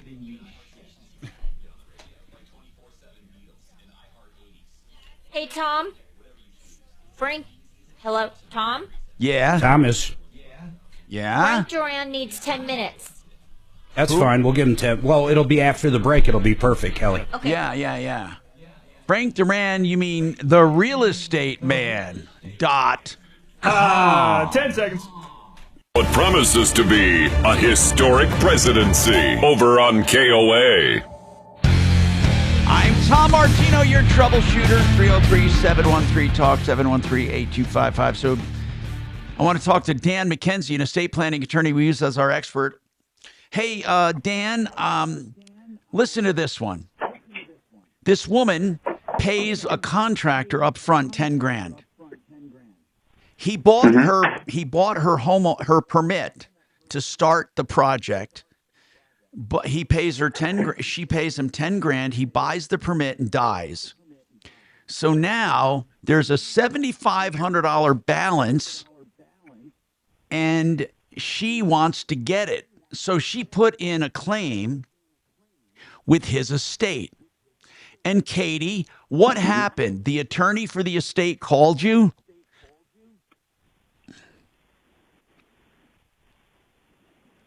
Katie? Is she not with us anymore? Can you hear me? Yes, Katie, go ahead. I'm still here. Go ahead, Yeah. Katie. So okay, I'm here. So I received from the attorney of his estate a notice of disallowance. And when I contacted them, I said, why was it disallowed? And she said, you filed it against his estate. You need to file it against his business. And I said, in the filing, I also included the name of his business. But she also indicated that there are pretty much no funds in his business to distribute. But she claimed that I filed it incorrectly. So his business does not appear to be an LLC. So I just want to know, who can I file this against? Well, now? let me ask you this first, Katie. What is it if it's not an LLC? I don't know. All it states is that I made the check out to the name of his business. And what's the name of the business? It was called One Wolf Builders, and so I made the check out to his business only. When he cashed the check, he signed it I made it out to him. It was, signed by One Wolf Builders. So I'm not quite sure, what I should find out is Do there you know a if different he's the attorney only one representing? do you know if he's the only one that owns that business? Yes, he is. Because if he is, it would be a disregarded entity. But I want to ask Dan McKenzie, the expert here, what does she do, Dan? I think she's got two paths. How much are you trying to recover, Katie? $7,500. I mean, you're exactly at the small claims limit, so you could file a small claims case, probably against the business. When I was a plaintiff's attorney, we just sued everybody, right? So you'd sue the estate, you'd sue the business, and just let them sort it out. And then the other thing is, I don't know how long ago you got that disallowance of claim, but that is something you can challenge. You can then ask the court to, you can file your objection to that disallowance. You have... Yes, I have 63 days to do that. So I'm going to do that. But, she claimed that there are no funds in this business. Dan, I'm hoping you can hold on. So what? Hang on. We'll come back with more. Do you have a remote? I want to see if it's this guy. What's her name? Can you hold through the break, perhaps? Hey, is the guy's name Mark Isaac or Mark Foss?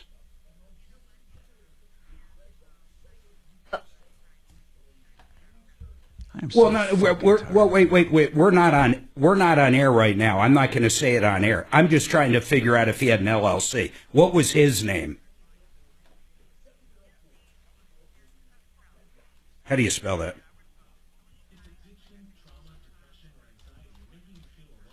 Okay.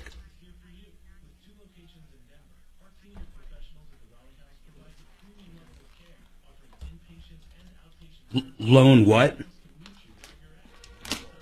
Oh, that's interesting. I have a 2:00 Zoom I got to take. Okay. So I'll. No. That's we're gonna keep our expert on because I got a lot of questions on this too. So hold on.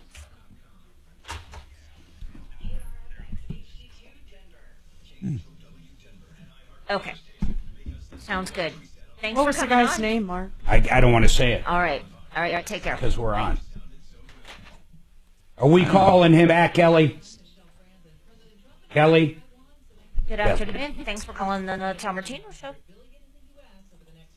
Thanks for calling the Tom Martino Show. What color shoes are you wearing today? Oh, that's very interesting.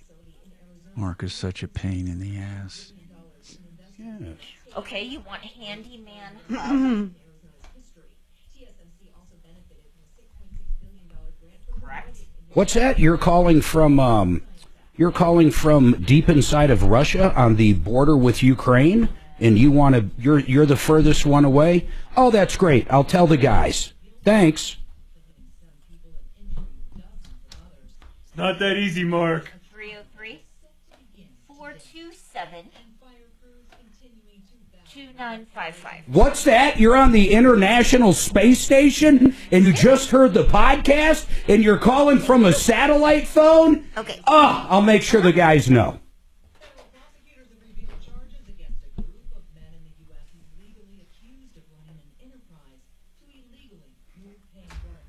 Hey, give me the guy's name again. All right, hold on.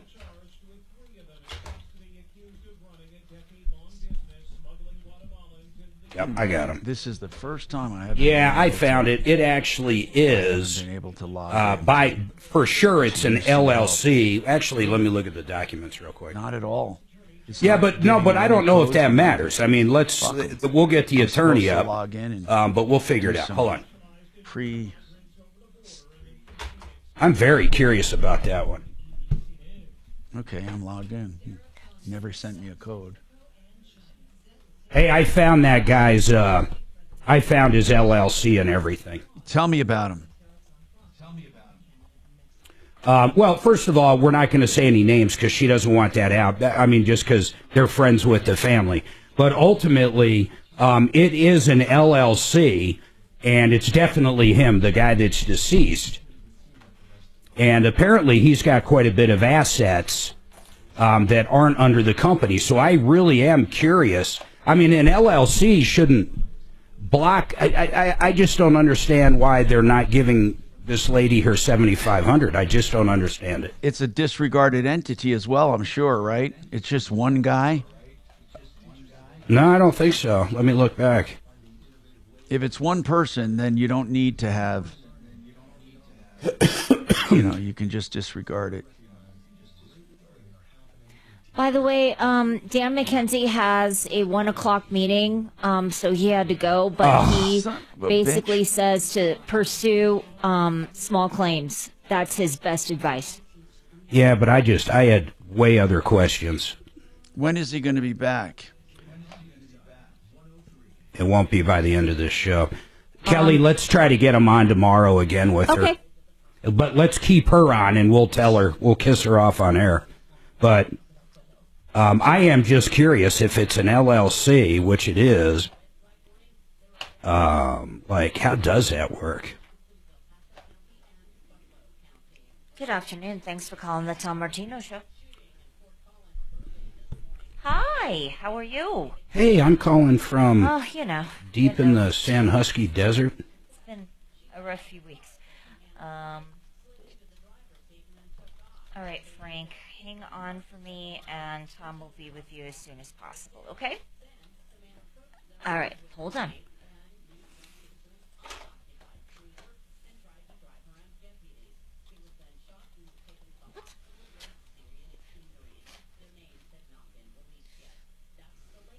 What kind of... Okay.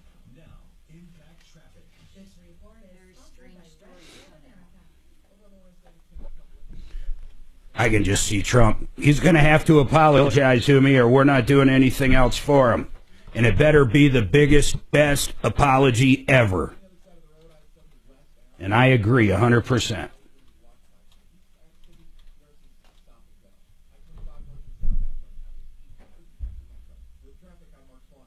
This week on Red Pill America, we answer the question, when should companies get political? By telling the epic story behind one of the most successful boycotts in American history. Listen to Red Pill America on the iHeartRadio app. That's Red Pill America, a storytelling show.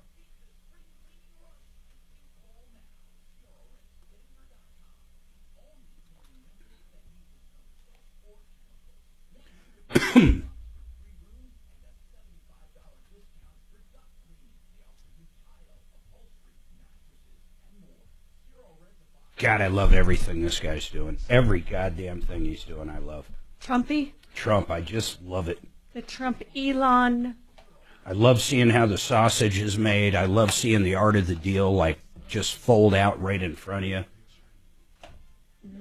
I love the Democrats shitting bricks. They have no idea. I love the fact they don't even know what to do. I love Elon. Elonald. We'll probably buy 2 Teslas this year because I love them so much. How's that? I already ordered mine, brother. 3 weeks. Did you really? Yeah. Did you get an X? X. You really did. I might be getting an X. And did you really? No bullshit. No bullshit. What color? He's lying. I can already tell he's lying. Waiting. No, that's not true. I'm waiting for one thing. They have a limit of how much you can put down on the lease. Seconds. And I'm waiting for approval to put down more. That's all. The latest gun grab bill and another looking to criminalize coroners who misgender the deceased. Tune in at 2 on 630 KHOW.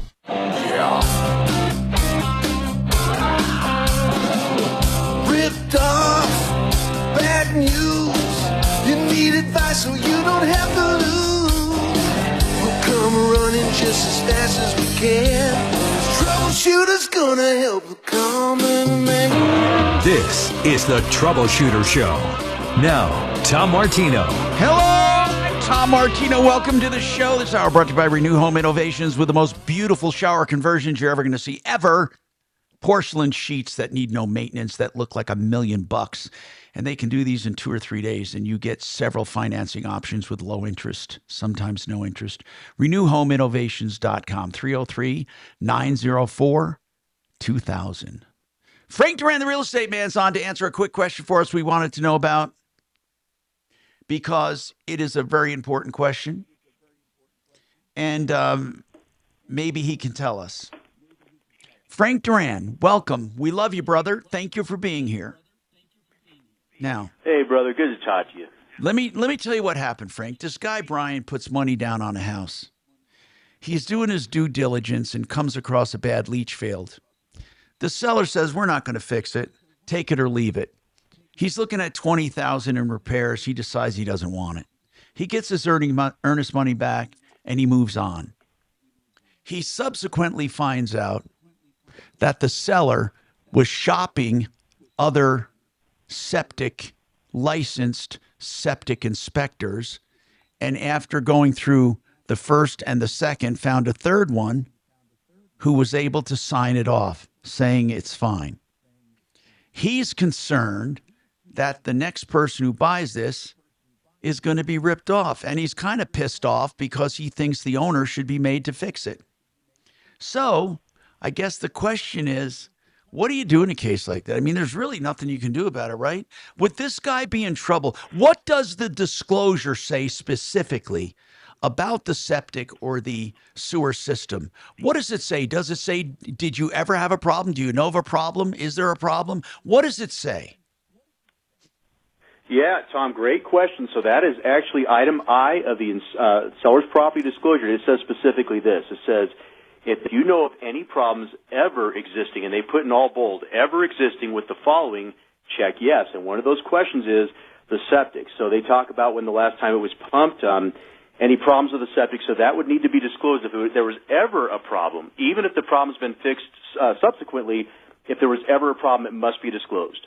If this guy does not check yes on that because it was a failed leach field, even though he found someone who said it wasn't failed, can he claim, well, there really wasn't ever a problem because the third guy said it was a misdiagnosis? Well, Tom, yeah, technically he could put that on there, but he might be getting himself into some muddy waters if he does that. And, and quite honestly, let me ask you this. The buyer who wrote the offer, I'm trusting they had a realtor, correct? Yeah, well, I think so, yes. That was helping. Okay.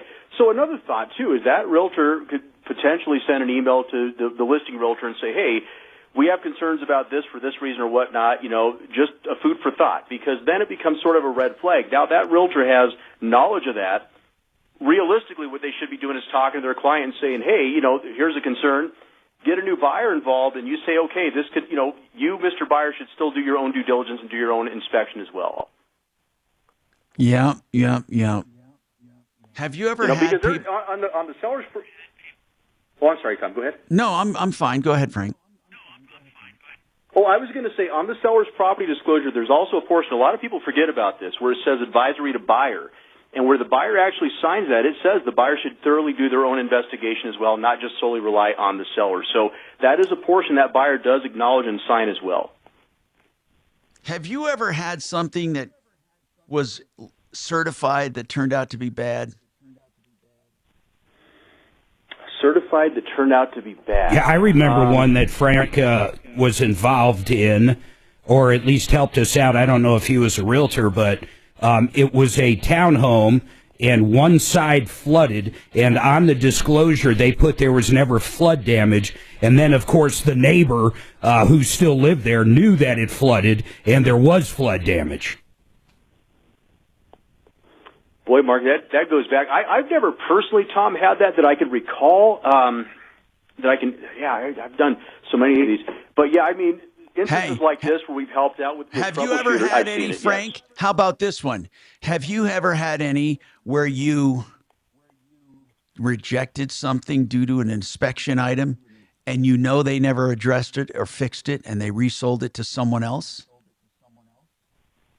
Sure, but if that happens, then it becomes a point of disclosure. If I'm on the listing side, we certainly would disclose that, and I would tell my seller that's an adverse material fact if we have knowledge, and that would be disclosed. And I've never had a problem with anybody doing that. Now, if they did, I'd have to politely give the listing back, Tom, because that can get you in a lot of trouble if you're not disclosing those things.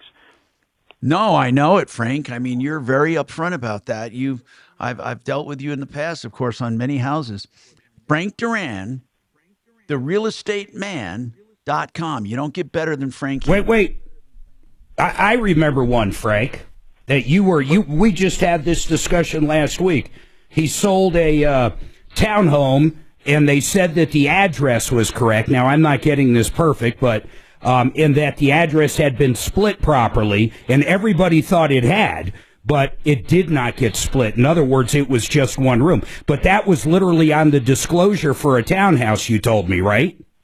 Yeah, so what it was is we had checked with title ahead of time to confirm this, and they'd said it was legally split. And so what happened is when we got to closing, now typically, guys, though, in a normal transaction, what would normally happen is the buyer would say, okay, well, then why don't you just fix it? Title offered to fix it.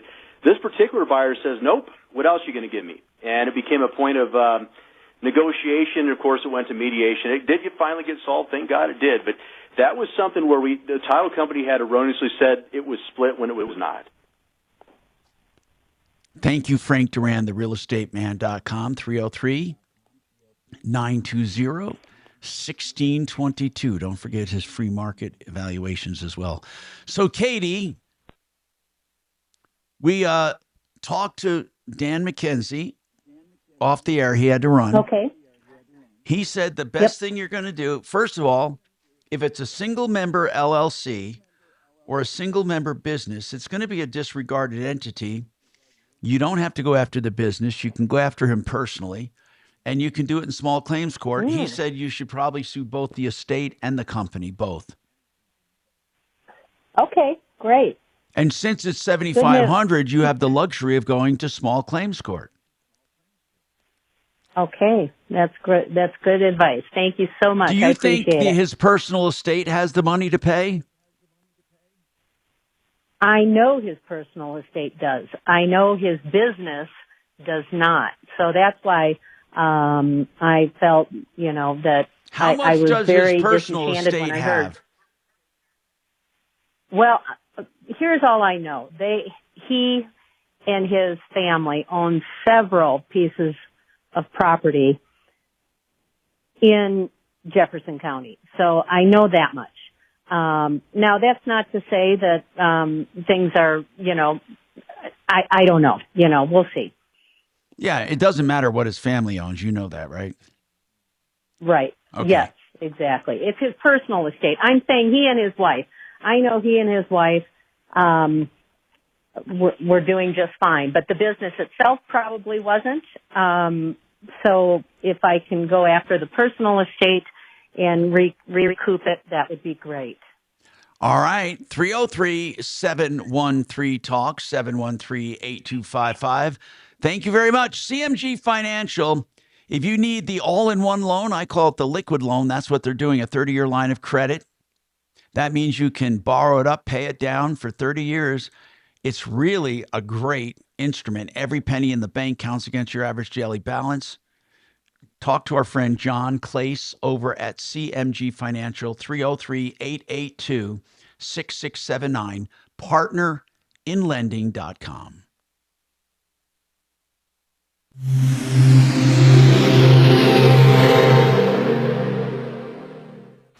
Join Matt Goolsby for Retire Hour to hear his team in finance, healthcare, estate, and taxes discuss changes in law, strategic planning, and answer listener questions. Retire Hour, Sundays at 8 a.m. right here on KHOW. You know what? 888heating.com are the people that you want for high efficiency replacement of your heating and air. They're great people, and they can help you immensely with your choice of high efficiency units, and they guarantee you the lowest price. That's 303-770-2776. That's 770-2776. All right. We talk a lot about hair replacement, and I have a new sponsor I want you to know about. Now, this is incredible, okay? You got to listen. It's called Recover Your Hair. And it's going to be pretty damn great because he actually is going to, it's recoveryourhair.com. Recoveryourhair.com. He is combining touristry with recovering your hair because he found a place that will recover your hair in another country, and he combines it with a vacation to Europe, and you can get complete restoration for pennies.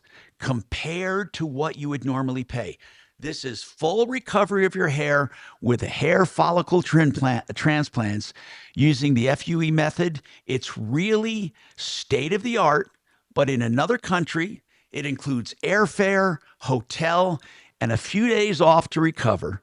RecoverYourHair.com, 970-534-0676.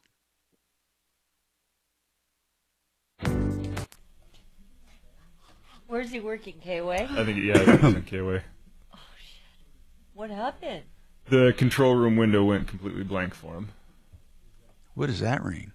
What does that mean, control room window? The Zach over in KOA. But what is a control room window? The window that we board ops look at to see what's coming up next and what's currently playing. Wow. It's kind of important, slightly.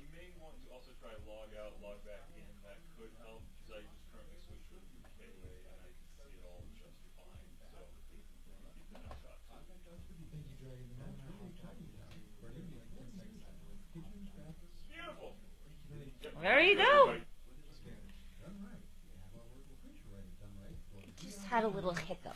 Yeah, whenever what's his name? The old IT guy. They would him and Carl would swap out the servers, which would make the entire control room just go blank. I was like, okay, thanks. What the hell is Shannon doing this week? Right. A-Rod's out. Oh. So apparently A-Rod being out makes everybody hopscotch around. Which, alright, whatever. Makes my job easier. Is this the same thing you had done, Tom? What's that? No. The thing I had done was the stem cell thing. This is basically a rug, right? It's like Michael Brown had done and Ross Kaminsky. It's the hair transplant. So they literally, okay. Yeah, it's the same thing they had done, but it's in another country. Yeah, I get it.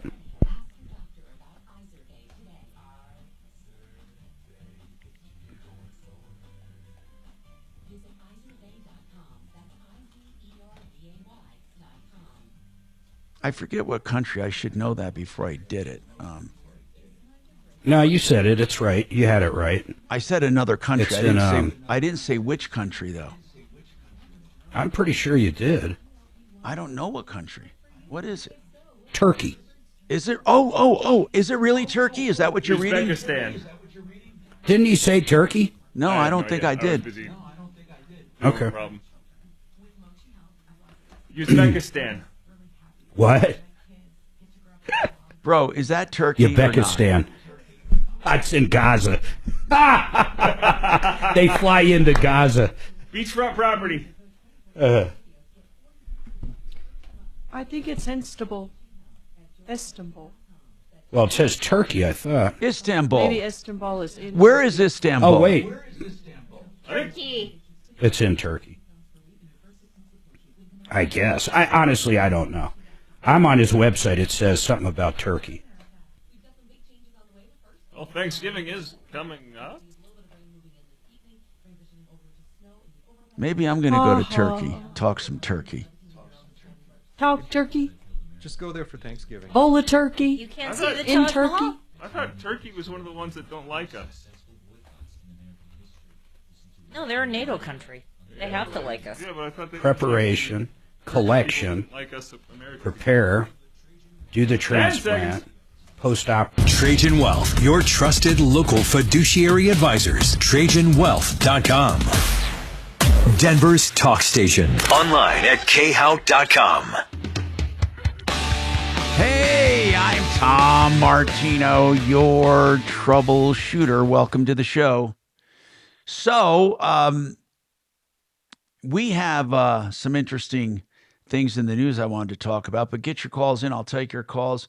The Treasury Department suspended that ridiculous, after I spent time doing all of our little businesses, the BOI, Beneficial Wait. That stood for beneficial ownership interest. Interest, that's right. Yeah, you don't have to. You don't have to fill that out anymore. What was Biden thinking with that? They were trying to get into everyone's shorts, weren't they? He had to have something for those new 20 million IRS agents to But dive that's an into. oxymoron. Using Biden and thinking in the same sentence is. Was his administration the absolute worst, for God's sakes? In my lifetime. So Although Biden people would created argue this. Carter.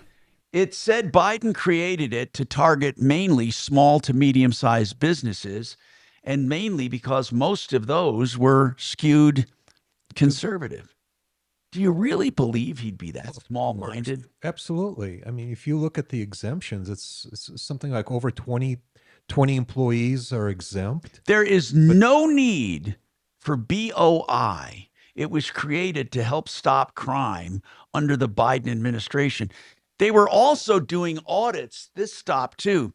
Remember, they were going to start requiring you to send in information on any expenditure over $600 on any account ever? Yeah, I think that preceded the Biden administration. That was, I believe that was supposed to start during the Obama administration, and then they reversed it at the last minute.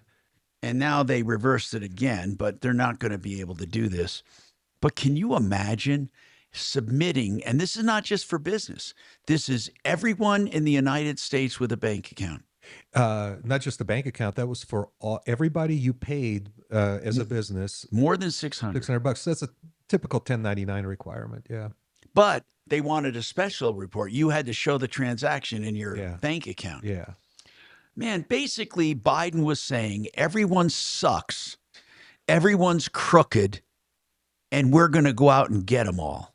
Yeah, and look who's talking. The Biden crime family. And do you know that they were literally looking at the Catholic Church as a domestic terrorist organization? That's coming out now that we have the FBI being taken over by sane people.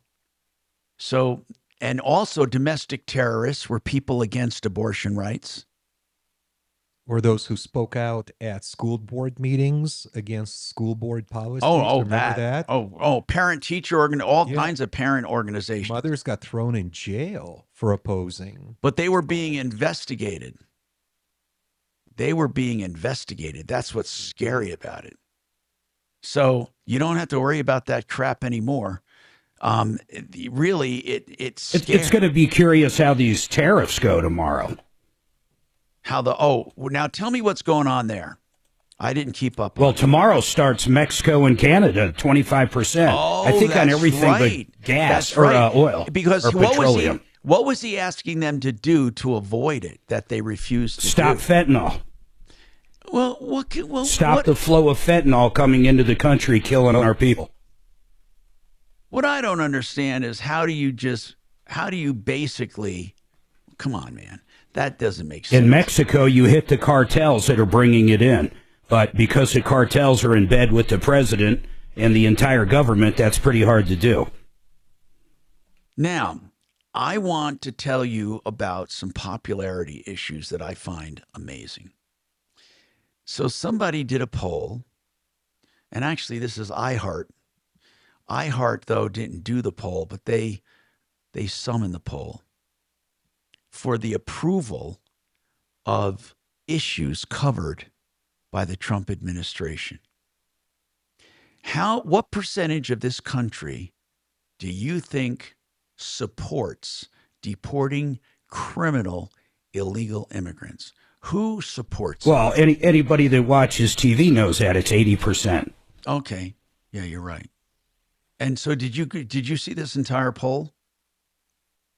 I see those polls every day. They change constantly, but I mean, typically that particular question hangs right about 80%. It's 81. Democrats, of course, a little lower, Republicans higher, but across both, it's 80%. Who believes in Doge and what they're doing? What percentage? 60%. 76%. Wow. 76%. Now, who wants to actually close the border or put in additional strict security and policies? What percentage? 63. 76%. 76%. What about this one? This one. Keeping biological men who are born men out of women's sports. What percentage? 86. 83. 69%, according to this latest poll. 69. Wow. Oh, that's actually shocking. I'd like to hear from one of the What's representatives. shocking about it? You thought it would be higher? Oh, by far. I can't imagine anybody that, like, I think it was a javelin thrower. No, it was a pole vaulter. What is that? Pole vaulter? A vaulter? Yeah. What, pole vault? So it was a Pole dude, vault. and he was mediocre at best on the men's team. So he switched over to the girls' team and, of course, won the gold. It's crazy. What about the percentage of people that believe the government in their applications and otherwise should declare only two genders? I mean, who wouldn't? It's 68%. Yeah, that's so crazy. What percent wants to end race-based hiring? 75. 65%. Now, Well, there are a lot of dumb people out there.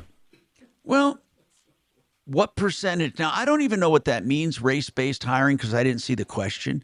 Was it? That means, it's pretty simple. They hire people based upon the color of their skin instead of hiring them on, what they know. It's pretty simple. And, Or and does like it Mark mean- said, if you, Go ahead. I'd say if you look at what Mark said about the Academy Awards, the ridiculous criteria that they use for allowing an entry, it defeats the whole purpose of the Academy Awards, which was to reward artistic achievement rather than reward inclusion policies. What percent? Now, I told you like 76% or more is in favor of Doge, but what percent believes we should freeze everything going to the foreign country through U.S. aid and evaluate each one independently? 51. 63%. That's more than I thought. What percentage supports tariffs as a weapon? It doesn't say as a weapon, I'm saying. 65. 61%. What percentage wants to continue negotiations to end Ukraine war with Russia or Russia's war with Ukraine? 85%. 60%. What do the other 40 want? I don't know. Do they want the meat grinder to go? 60% support direct negotiations by the U.S. with Russia and Ukraine. What percent support cutting government spending already approved by Congress? Now, I don't know what that means because they talked about Doge, then they talked about U.S. aid, and U.S. aid is technically already approved, but yet a lot of people are against U.S. aid. That's exactly what they mean. If Congress already allocated money to something, pulling it back. 60% think you should be able to cut it, even if the government approved it. Now, I can't wait till they get rid of the Department of Education. By the who way, did supports- that lady go through today? I don't know, actually. I don't know. I'll check. What percentage of people support ending the ban on offshore drilling? 80. 57%. God, that's shocking. Well, the country is kind of, it's right where I think. It's mostly down party lines, except there's a big percentage of liberals that come over because the country's pretty much 50-50 liberal conservative. Yet when it skews, Not according to one poll you've said so far. Well, no, you're right. According to these polls on the issues, it skews more conservative, but the country, as registered voters go, aren't they more 50-50 or not? I thought there was. Yeah, well, look at the vote on the last presidential election. I mean, it was like 51-49, I'm not right? talking about who voted for people. I'm talking No, about. but I'm saying I was supporting your theory that it's about 50-50, Tom. Even the general election, it wasn't that far from a 50-50 split. It was when you looked at the counties. Well, no, I'm talking about the popular vote. Oh, but when it comes to liberals, there are more liberals per capita in Colorado than in California. We always talk about how liberal California is. Colorado's more liberal. Yeah, I'm not surprised. Because they all moved here from California. Yeah. Can you believe this? Yeah, now they roached out our state. Anyway, we have more coming up. I'm Tom Martino, 303-713-TALK, 713-8255. You are listening to the Troubleshooter Show.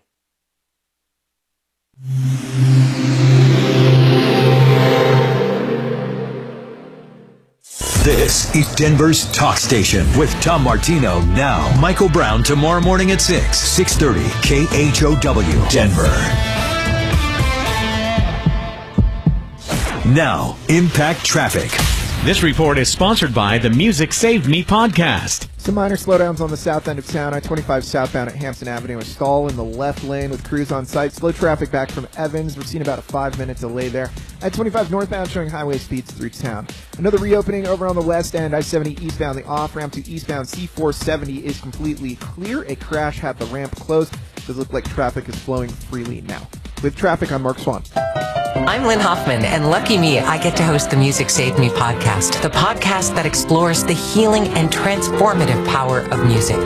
You can listen to the Music Saved Me podcast on the iHeartRadio app or wherever you get your podcasts. Red Rocks Roof and Solar, redrocksrs.com.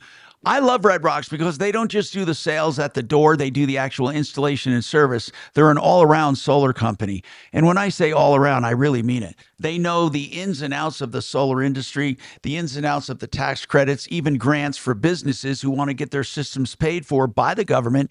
You can get paid up to 100% of installation and materials of everything and actually make positive cash flow if you qualify for the REAP grant. Find out more, redrocksrs.com. Great people, 303-704-2449. That's redrocksrs.com. 24 hours a day on 2 shifts to get this taken care of. And they thought, all right, we're going to send these women and they're going to be scapegoats and we're going to say, see how incompetent they are? Yeah. And they proved that they got them wrong, huh? They got the system running so that the mail was getting delivered to the service. Yeah, my girlfriend was just telling me about that movie yesterday. Said it was really good. It's great. Black chicks. What movie? What movie? It wasn't. I wouldn't say black chicks, black women. I screenshotted it. It was called the 338. Man. The 6888. 6888. Sorry. The 6888 is the movie. Is it out or what is it? Yeah, it's on Netflix. It's on Netflix. And what's it about? What I just talked about. The post office. It's like in the military and how these women, these group That's of women. probably pretty good. It was a really good movie. Yeah. And against incredible odds. Hey, Mark, are you saying while Tom is listening, you want Courtney at Tom's tomorrow, or? Yeah, because we'll probably stay at home, bro. Well, if Kelly has jury duty, I have to come in. Oh yeah, Kelly. When are we going to know if you're Is she even there? Of course. She said after 5 o'clock. Yeah, she'll know by 6 o'clock. Okay, cool. Well, let's who's going to be the guest tomorrow? And I'll be here. I won't be here tomorrow. We're coming in if she's going. If she's not here, we're coming in. Yeah, but we have Courtney Pierce tomorrow. He can come here. I'm just afraid we're going to have 10 inches of snow. No matter what, just book him for here, and then we don't have to worry. The forecast is very little. He's probably going to end up not coming with the weather. Or he can just do by phone, Mark, whatever he wants. Yeah, of course. Is there going to be an auction tomorrow? No, but he wanted to come in. Okay, good. Good. I love him. Good. Who's he with? Buy and build. Oh, cool. I've been to his store. Hey, Tom. Yes, sir. I was just telling Mark, I thought Saving Private Ryan was an outstanding movie. I Just never so saw well that done. one. I actually never saw that. God, that's weird. Well, I mean, it won a whole bunch of awards, but I was saying it couldn't be made now because they didn't have 30% diversity. I think it was based off a true story, too. Yeah, but it was all about American servicemen in Europe, and there weren't women, there weren't LGBTs, there was just white American servicemen. Even though the story was incredible, it couldn't be nominated nowadays. Just shows you how ridiculous the woke conditions are. We literally have a full-blown blizzard warning now. Really? Mark, when is this supposed to happen? Tonight. What? Oh, I didn't know this. Yeah, full-blown, dude. Holy shit. I can only snuggle up and hunker down. The blizzard warning's in effect from midnight tonight to 2 p.m. tomorrow. Uh-oh. And 10 damn it, inches I of should snow. really not have to go in for frickin' jury duty tomorrow. They'll close jury duty over 10 inches of snow without blinking. I highly doubt you're going in tomorrow. I better not be. And then if they did choose you, oh man. No, I will Dan get said bounced she'd be good. because of. I saw that too, and it took every single part of my soul to hold back from replying to that. Every part. Suzanne literally had to grab my thumbs so I couldn't text a response. Well, it's good to know that I'm thought so highly of. Well, no, you don't know what that response. That could have been the best thing ever for you.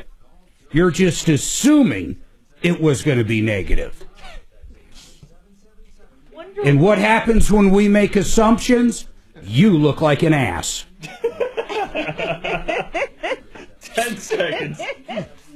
800-777-1979. Auto accident? Find out what your case is worth. Call Fuller.com. Hey,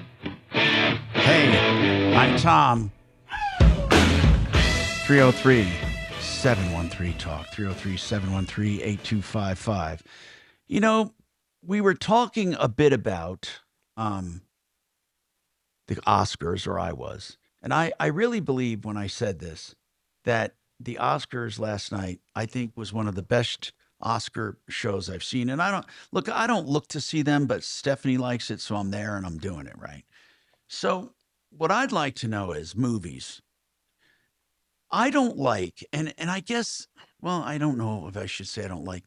Have you noticed, though, and when movies have an agenda, and I'm not talking about independent films like that do it on purpose, documentaries and stuff. There's a lot of good social commentary done with movies. But I'm talking about like regular movies, dramas, live action, where they have an agenda or they sneak in an agenda.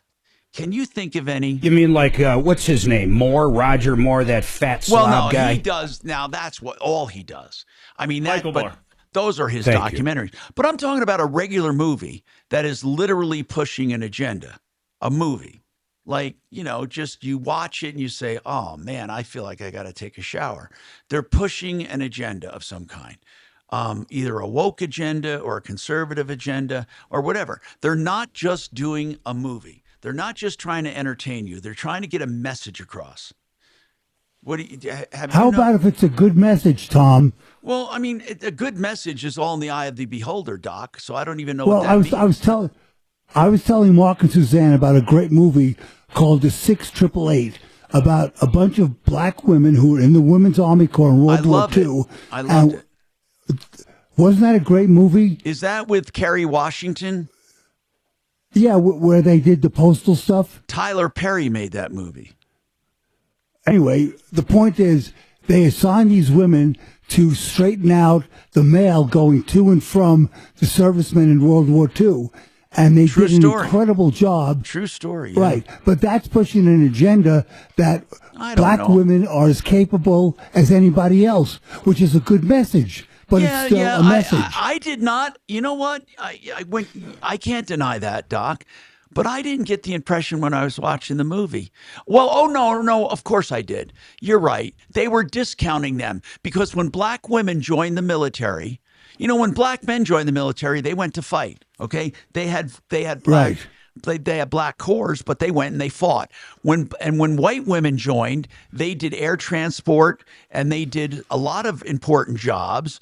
But when black women joined, they were given cleaning duties and latrine, and really, really true, they were given really menial, disgusting tasks.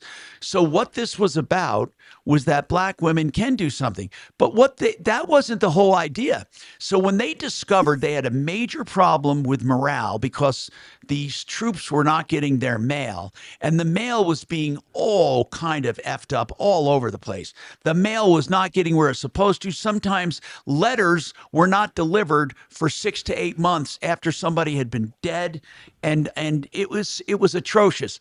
But what happened was a couple of these generals, when they saw this was so screwed up, they said, let's give it to you-know-who. And it was the black women. And the reason wasn't to see, not because they thought they were capable. They did it knowing that no one could succeed. So if you're going to have that someone... they were going to be scapegoats. Exactly. So if you're going to have somebody fail, let it be black women because we know they're all losers anyway. That was their whole intent, was to reinforce the stereotype and to show that, they'll never get this job done and we won't be blamed. Hey, we gave it the effort.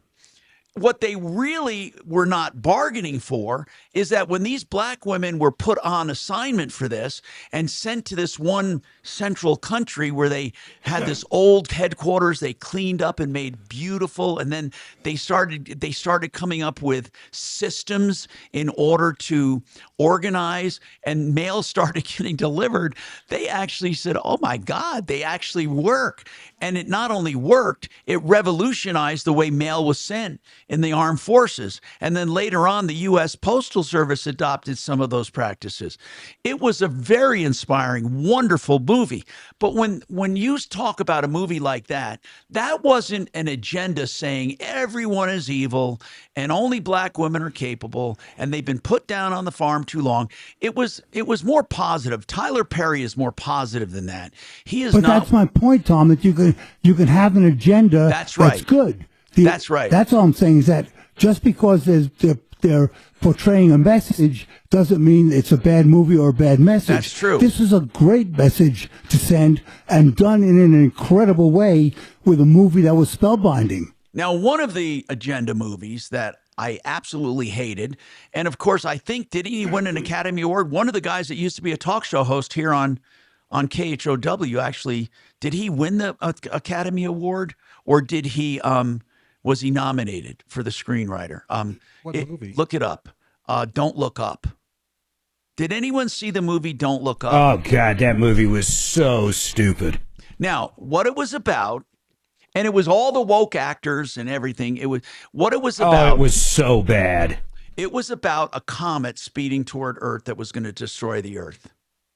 And it was so catastrophic that there was no real solution. Well, there could have been some if they started planning soon. So Leonardo DiCaprio's character goes to Washington, and the catchphrase was, well, then just don't look up. If you're, and it was a direct correlation. Do you know what it was about, Mark? A direct correlation to climate change. It was a 100% satire to climate change. Exactly. What it was saying is that if you just ignore climate change, it won't happen. And that's what they were saying about this comet. Don't look up. Now, I will say it was what clever. People don't. Everybody believes the climate changes. Everybody believes that. But it's whether or not it's natural, or whether or not one country can do anything about it when the rest of the countries don't. Or even if all countries got together and you have... Yeah, one volcano equals like what? Every country with the worst cars ever at any time in history. for 10 years or 20 years or something. So here's the deal. The deal is it was Sirota, right? What's his name? What's his name? David Sirota. David, did he win? Well, he was with Brown. Wasn't he paired with Brown as a talk show host or not? Or was he? He was on the afternoons with someone here on KHOW. I forget who he was with. David Sirota, and it could have been Ross Kaminsky. I don't know. But they were on together, and one was a conservative. No, then they would have both been conservative. Never mind. Sirota's liberal. Are you thinking David Toto? I think No, David Toto listen, used to work. I know damn well that Sirota was on KHOW. You do? Okay. I absolutely know it. I mean, it's not like I'm hallucinating. I worked at KHOW and KOA for nearly 50 years, and I know every talk show host that was ever there, and he was a talk show host in the afternoon on KHOW.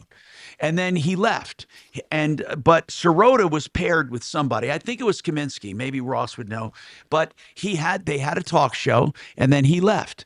But he wrote this. Did he win the award or not? Did it say? I have no idea. I'm still looking at. I mean, I think that's pretty damn impressive. By the way, it was a clever use of satire, the way he did it. Don't Look Up. But it was such a terrible movie. Anyway, does anyone remember where Sirota was on this station? Let me know. 303-713-8255.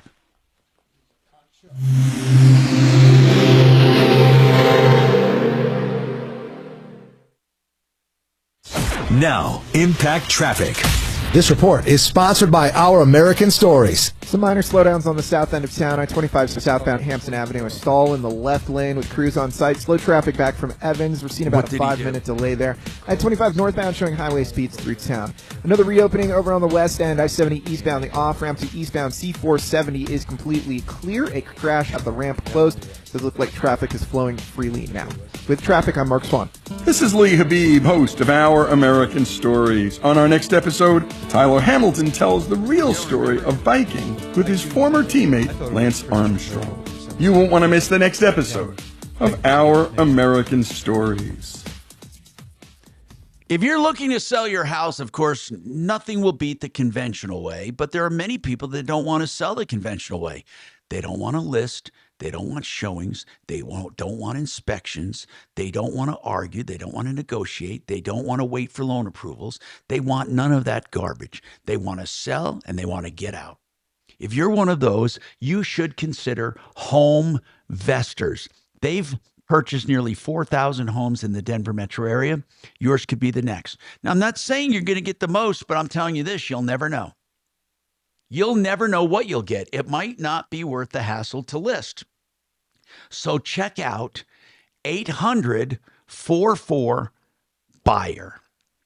800-44-BUYER. Is you. D is in dog. He was with Michael for a while. M. Yeah, just. And then he got canned. Foster canned him. Okay, Dawn. Got it. Okay, he was nominated for an Academy Award for that Okay. movie for Best Original Screenplay. On furnaces. He was nominated, but did not win the Academy Award for the movie. Thanks. That's pretty damn impressive, though. Yeah, just the nomination is pretty. It says between 2011 and 2012, he sat to the left of Troubleshooter Tom Martino. It does not. It says Michael Brown. This guy's phone sucks. Maybe it's my phone. I mean, definitely. There is one constant above everybody. Basically, he was too progressive. That's what it comes down to, no matter what. You know, if they just would. He's a very smart The fellow. wind's kicking up. Oh, and he used recently in October, we're talking 2013, this is odd. Most recently in October, when he used the word motherfucker at a public event dubbed the Battle of the Talk Show Host, he let a goddamn slip on the air at least once as well. He's a pretty prolific author. Really did. What? He's a prolific author. Yeah. Smart guy. Well, I think the Battle of the Talk Show Host, I don't think that was on air. No. Mm-mm. That's like at a club or something, right, Tom? Yeah. When they used to do the Battle of the Talk Show Hosts? We did them at the Comedy Club, one that I was in. Yeah, that makes sense. I didn't realize back then you couldn't say goddamn. You still can't. What? You still can't. You're not supposed to say goddamn? Yeah, correct. Oh, my God. Tom says it all the time. No, I don't. Yeah, not as often as you would think. So when he does say that, you get it? Yep. Tom doesn't say goddamn, he says damn it, but he doesn't say goddamn. No, he has definitely said goddamn I on have the air. said it in I the just past. didn't realize it was getting bleeped. No, I've said it in the past. But I haven't said Well, that it was a the lot. old you. Let's talk about the new you. I haven't said it a lot. For sure. I'm looking right here. I just Googled how many times has Troubleshooter Tom Martino said goddamn it live on the air. 79 since Well, 2024. obviously You can say prick, but you can't say shit. That's interesting, Doc. What? That's interesting. You can't say shit. You can say prick. I did not know that. I did not know you couldn't. Technically, you're not supposed to say that. Especially with Dragon say on the damn, board. you can say God. Dragon is a motherfucking school marm. I'm a Nazi. He's I'm a librarian. Nazi. He's a librarian. Shh. I'm a nun. I'm one of those nuns with the rulers, man. He's a shh. Yep. Why did they fire him, Mark? Well, No, this says it's acceptable. I hate to argue with you, Dragon. There have been precedents set on what is allowed for broadcast. Example, crap, ass, bitch, and God damn it have all been deemed acceptable. That's cited out of Mark's World's newspaper. You Mark go ahead can and use tell all that to those in one JoJo. sentence. It says right here, JoJo said it's fine.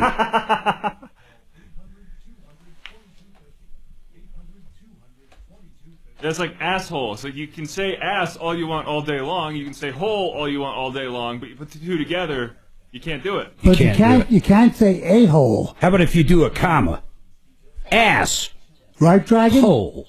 A-hole is allowed, Could right? you say assholey? You're an assholey. You could say ass comma hole. Could you say assholey? As in, it's like a holy ass. I would be okay if you put words between ass and hole. Yes. How about if I just said Ass, assholey? comma, hole. Sure, you're fine. Hey, Mark, what about ass man? That's fine. 10 seconds. Worked on that Bernie Sanders. The dogs. It's now easier than ever. You can now set Denver's talk station as a preset Awesome, doing it now. on the free iHeartRadio app. Hey, I'm Tom Martino. Don's got a question. Go ahead, Don. Welcome to the show. What is your question, Don? Oh, thank you. Yeah, I have a question about the Linux furnace that you were talking about a while ago. We recently had one installed, and it was a 96% efficiency. Yes. And after it was installed, we were confused about it because it goes when the furnace goes on, it'll be on for 5 or 6 minutes. It heats up and you can touch the vent and they're warm, and then it'll go off, and then it comes back on again in 5 minutes. And I just have a hard time understanding how it could be rated as a 97% efficient. Can I get in here, please? Go ahead, Mark. So you probably have the blower motor itself can go probably between 0 and 99. So when you think it's coming on and off, that's got nothing to do with the natural gas part of it, the actual burners. That's got more to do with the blower. Oh. It's a veritable speed motor on that type of furnace. Yeah, I've got the same thing. What's really cool about it is once you're about where you're supposed to be, that fan will generally, at least in our house, only go to, say, 10 or 15%, so you don't even hear the damn thing running. Oh, really? Well, that's good to know. Yes, sir. And you have a really good furnace. You have a really good furnace, by the way. Yeah, variable speed and then, of course, variable burners. That's how they get up to that, 90-plus percentile. Mm-hmm. Okay. Okay. We were excited about getting the. Well, is it doing? Let's furnace ask on because another note. Is it doing a good job? Yes, it is. Uh-huh. Good. The other thing you can do that I found that works great on ours, you can actually go into the settings, and instead of the blower only coming on when it comes on, regardless of what speed it comes on at, you can set it to cycle like every 20 minutes, whether it needs heat or air, period. And what that is nice for, it makes the whole house the same temperature. So, Mark, you can actually schedule the blower? Yeah, so basically ours runs at a variable speed pretty much 20 minutes out of an hour. Wow, that's pretty damn cool. Regardless if the burner or AC are on. That's pretty cool. So, anyway, thank you guys for being here, all of you listening and streaming and downloading. Don't forget, you can always call 303-MARTINO for help, information, referrals. And don't forget, of course, referralist.com. Save all your problems for all of us.